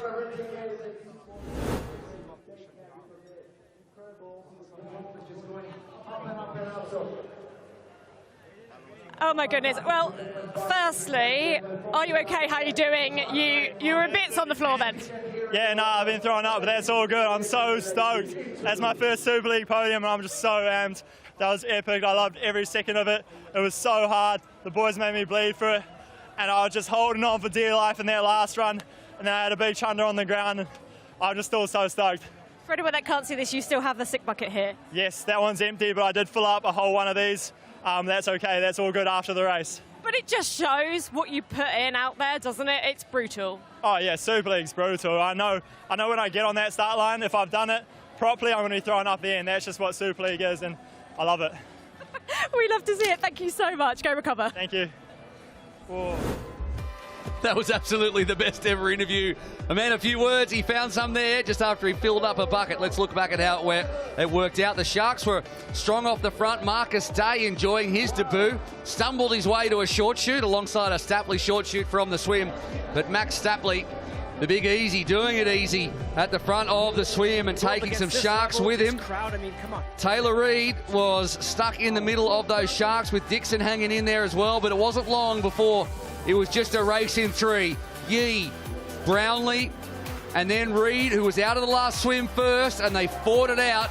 But the run, well, Alex Yee just has an extra gear. We've seen that, and he enjoyed every single minute of the last straight in front of a Commonwealth Games level crowd for the win. And what a win it was. You can see the crowd there making their way over the bridge here at West India Quay. And here are the official results. 4 seconds in the end. 4 Sharks in the top 6. 2 Scorpions as well, and they needed that. But the Sharks team points are through the roof. Henry Schumann, 4 seconds in the end behind Dixon. Seth Ryder and Chase McQueen were stuck together, but quite a way back. And then just on the inside of 1 minute back was Emil Holm, and he was the one that ended up with that short shoot. The other one going to Stapley, and that put him ahead of Dan Dixon. But the Sharks and Michelle Dillon on top, but there are some names who won't be there next week, so the team's battle will be a really interesting one. The Scorpions, 3 in the top 7, they will be very happy with that as well.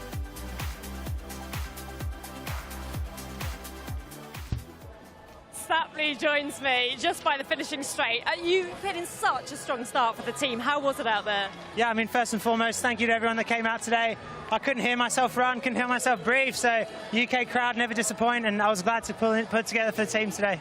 How much of a difference does it make for you being on home soil and having that to absorb?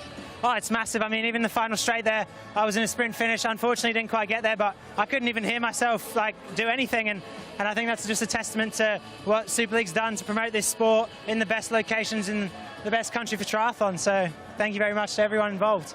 And every time we looked at that leaderboard and looked out into the field, it was blue, blue, blue, blue, blue. A great start for the team as a whole. Yeah, I mean, I wrote on Instagram that I felt bad for every other team lining up, and hey, I was right. What can I say? Yeah, but we're not here just to take part. You know, we're here to take over, and this is going to continue for the next 3 races and catch us at the front of the race. Well, that is certainly evident. Thank you so much. Thank you very much.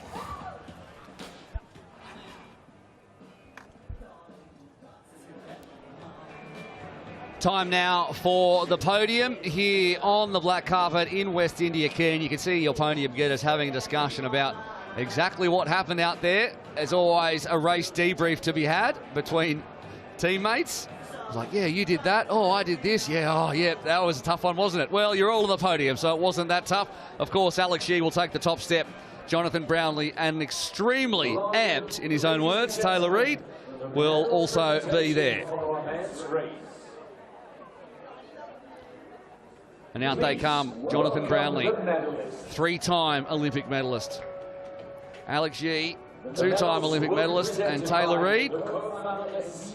And Michael Dolst, the co-founder and CEO of Super League in its 5th year, will be handing out the medals once again.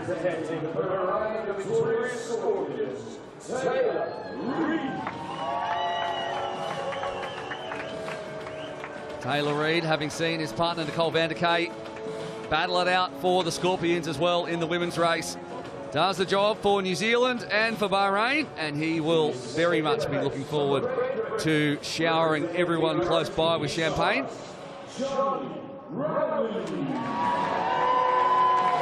Big cheer for one of the biggest names in the sport in front of the big home crowd. Johnny Brownlee, an evergreen Olympic distance triathlete. Wants to do one more Olympic cycle before potentially following his brother into long course racing. And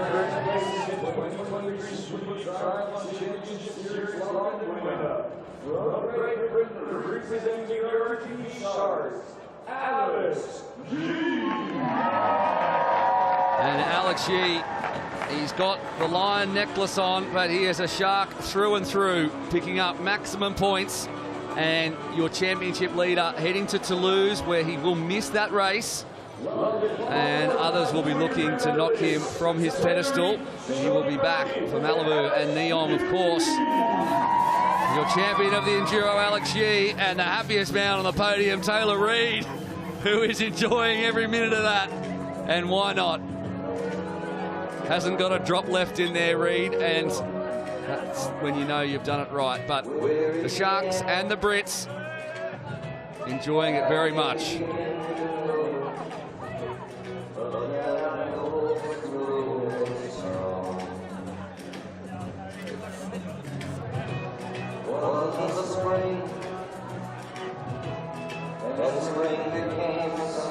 Three very well-earned medals there. Gold in the middle, and well, Alex Yee is used to having a gold medal hanging around his neck.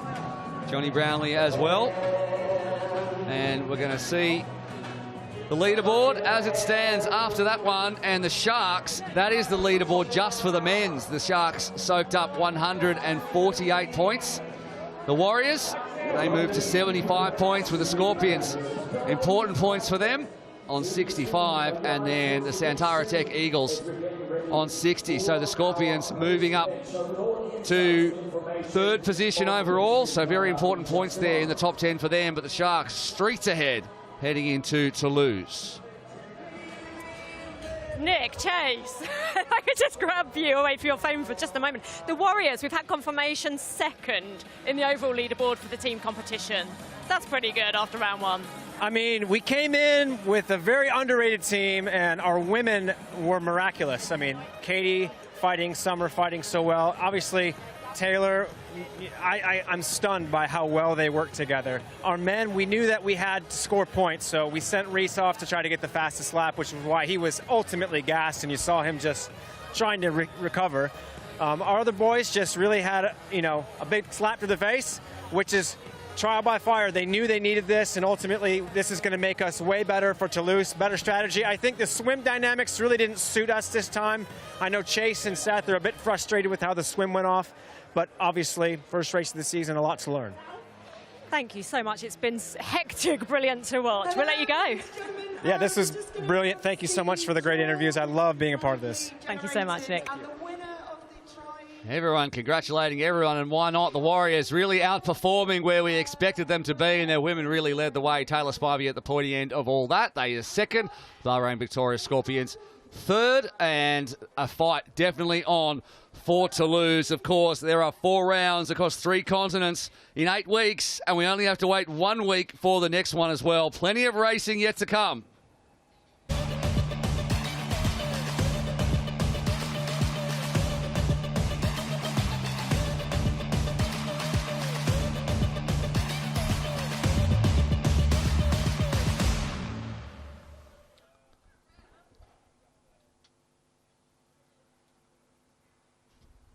Thrills, spills, well, plenty of spills, and a few chills put in there as well. Love watching that. That was just from last year's action, and this year promises to be exactly the same. We'll welcome back athletes like Christian Blumenfeld, the Olympic World 70.3 and Ironman World Champion, fresh off a win in Asia as well. We'll welcome back Emma Lombardi on debut, actually. We'll welcome back Cassandra Bogran, Hayden Wild, Matt Hauser. So many big names to come into the racing over the next week or two. Cannot wait for every single minute of that. And that team's leaderboard and the individual leaderboard will change massively to lose one of the great races on the calendar. We're going to head back down now as we continue our post-show to Rebecca, who is with the Eagles' Tim Don. Well, Tim Don, delighted, joins me now. I think I'm just about calming down from all that race action. It is just spectacular to watch. It really is. I mean, it's such a great venue here at West India Quay, and you can see the athletes, whether they're racing for first, like Alex Lee and Jean Lahaire, or they're chasing up for valuable team points for later in the series. It really is full gas racing. It's so full gas. It's so hectic. But something that you've just briefly mentioned there and is worth noting is this overall team classification, because we might see someone have difficulty, but it's all across the board. Every point does really count.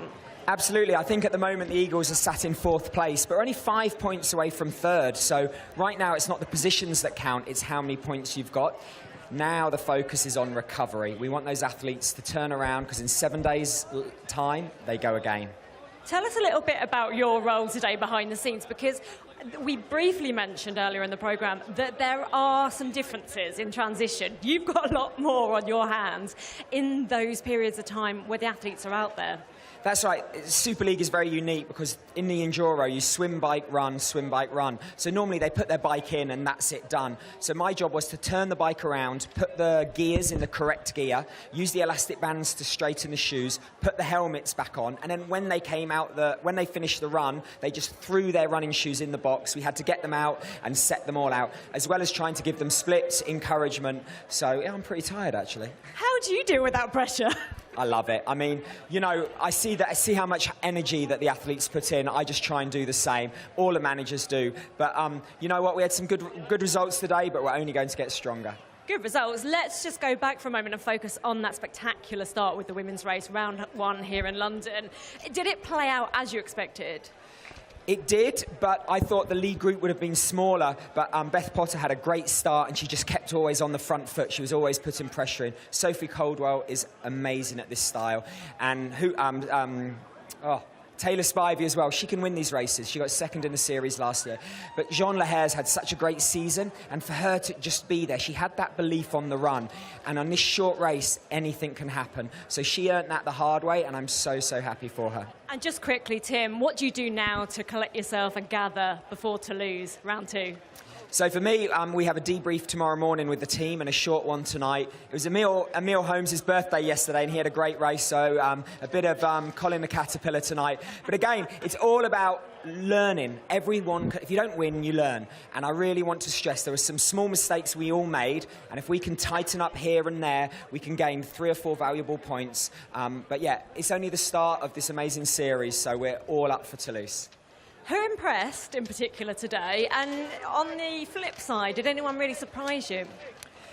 Look, Alex Yee, every race he turns up, people expect you to win. That is very, very hard position to be in. We're in London. He grew up in Crystal Palace, just around the corner. He delivered again. I'm so impressed with how he's handling himself. Jean Lehare, what a surprise package. Getting on the podium's brilliant, but to win takes something special. And I really love to see Fanny Zlar jump back from that unfortunate crash and unfortunately not making it. Tim, thank you so much. Thanks very much.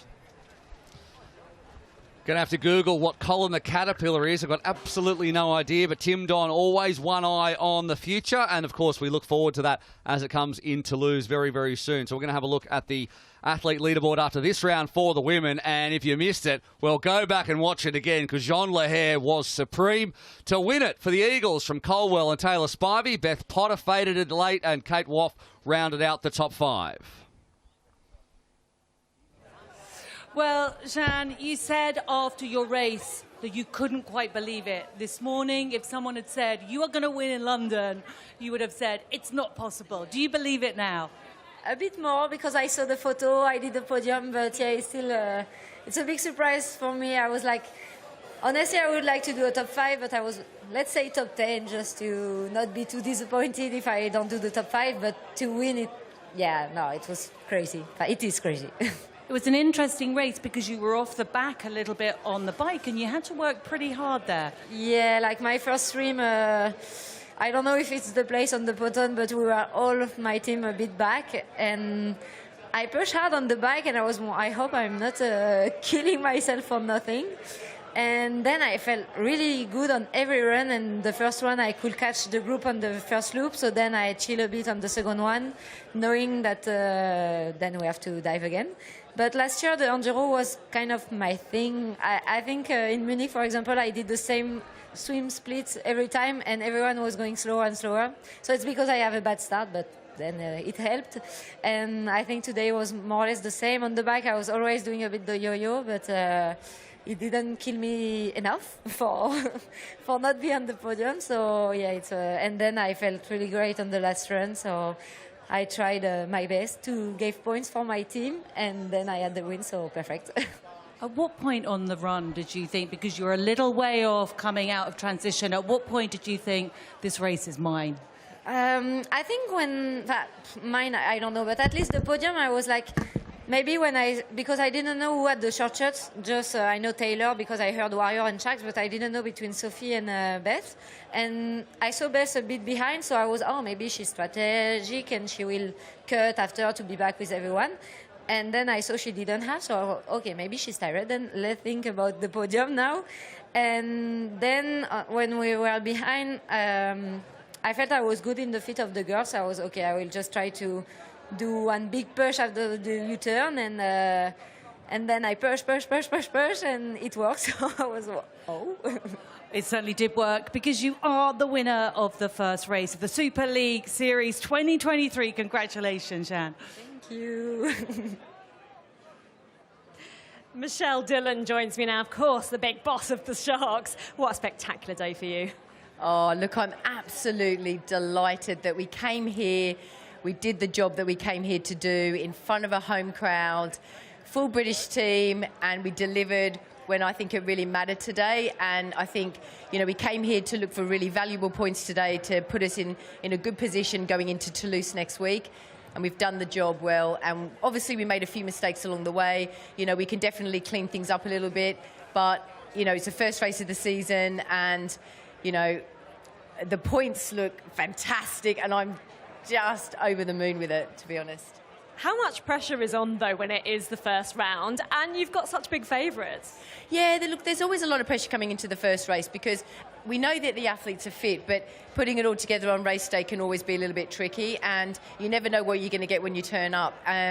You know, we talked a lot yesterday in our team meeting and we all said, you know, what we need to do to have the best results today, but actually everyone delivered pretty much what we came to do, and so I'm just delighted it all worked out so well.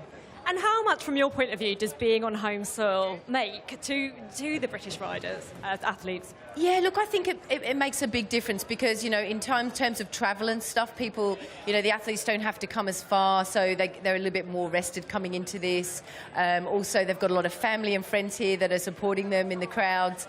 And, you know, they're very familiar with, you know, the restaurants, the food, all that sort of stuff. So it is really, really, you know, we've got the upper hand in that respect. And, you know, and I think that really served them well today. And can we just reflect on the men's race today and dissect it a little bit? Did it play out as you expected? And what elements really struck you? You know, I think Alex G came in as the athlete in form. Johnny didn't have a great race only last weekend at the Paris Test event. But we spoke this morning and he said he was up for it. You know, mentally he was in a good place. He said he had good legs when he was out there today. And then again, his legs turned up. And you know, we knew that if they turn up today, he'd be on the podium. But to get 1-2 was like the dream result, really. Obviously with Max, you know, having such a phenomenal first start in the swim, that just set us up for a great race because he got the short shoot, he got some really valuable swim points for us as well, and some bike points as well. And you know, we just got off to a great start. Thank you so much, Michelle. Go and celebrate. I'm going to go have a drink now. To celebrate, of course. Thank you so much. All right, wonderful interviews there as we look now at the leaderboard as well for the 2023 championship standings. And Alex G sits proudly on top from Jonathan Brownlee, and that will change, of course, when we get to Toulouse. Taylor Reid, he'll be sitting pretty with that one as well. And a great run from Roberto Sanchez to put himself into the top four. Max Stapley and Daniel Dixon as well.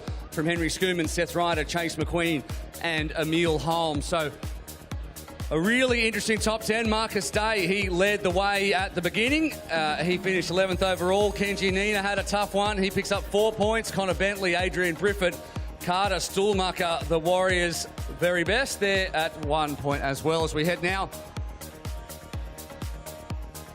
We're heading to Annie. Oh, wow, Alex Yee, I haven't seen you stop smiling. How good does it feel to win on home soil with all these people here, all the fans that have come out to watch you? Yeah, no, third time lucky. So, yeah, it was really special to actually finally be able to deliver for a home crowd. Yeah, I mapped it out yesterday. I think it's like 6K run from my house here. So it's like unreal to actually be so close to my house and able to race here. So really special, and yeah, really special to do in front of such a great crowd. Talk us through the race a little bit. Yeah, so I probably didn't have the best start. I was okay to the first buoy, and then it got really physical. It always is with such a short distance to the first buoy. And then I managed to work my way through on the bike and the run in that first swim. And then I thought I swam quite well on the second swim, able to stay with those fast guys and just keep flowing through. And then I was able to get away on that last run. And good day. What does it feel like to be on the podium with the three-time Olympic medalist Johnny Brownlee, your teammate? Yeah, no, really special. I think, well, Johnny was one of my big inspirations starting the sport, and I came to a venue not too far away from here in 2012 to watch the Olympic Games, which him and Alistair absolutely smashed, and that was probably one of the big turning points for me. So, really special to be not too far away doing similar things. And a quick word on your team that is looking incredibly strong and possibly unbeatable at the moment.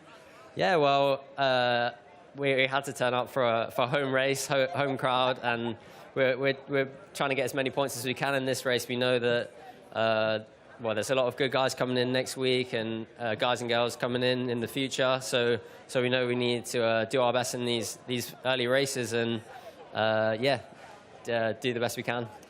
You won't be in Toulouse, but you will be in Malibu, and we will look forward to seeing you there. Congratulations on a tremendous victory here in London. See you in Malibu. Thank you very much.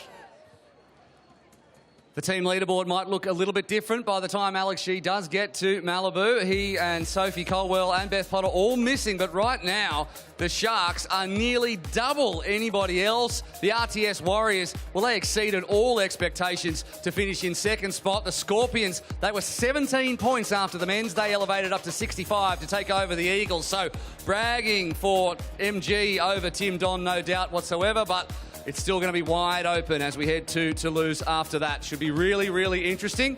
And I cannot wait to see what happens in Toulouse, mostly because Annie Emerson and Becca Charlton, we don't have to listen to Michelle Dillon talk herself up anymore after Toulouse. Maybe things will change. But right now, the Sharks, they did what they came to do, really, didn't they? I mean, everyone expected to do that, and that's exactly what they did. Oh, and more. It was absolutely amazing. And, of course, Michelle does lose a few athletes that will be sitting out at the race in Toulouse, but they will be back, of course, in Malibu. And I think they're going to be a strong team all the way. They're going to be tough to beat. Come on, the Brits. They're good, aren't they? We know they are. I've got to dive in here. Will, have you got your breath back yet? It was a lot, right? Race. I mean, it's your one first up, so you now realise how fast it goes. I'm out of breath, that's for sure. Yeah, what a race it was. It was really interesting. And the best thing about it is in Toulouse, in a week, we welcome back names like Matt Hauser, like Christian Blumenfeld, like Hayden Wild, like Cassandra Beaugrand. So the entire complexion of the racing is going to be completely different, and that's what I look forward to. You never know what you're going to get. Now, just tell me, what about your first taste? How do you feel now after that? I'm absolutely exhausted.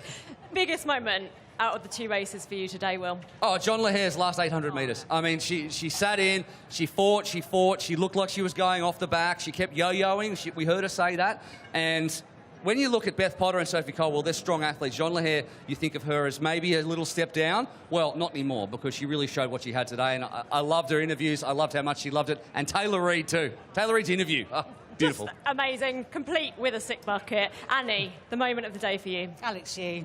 I don't need to say any more, do I? Alex Shee, what an absolute champion. Annie, Will, a pleasure as always. Thank you so much. Well, in just a week's time, we'll be back with all the action live from Toulouse. Make sure you tune in and join us then. Bye for now.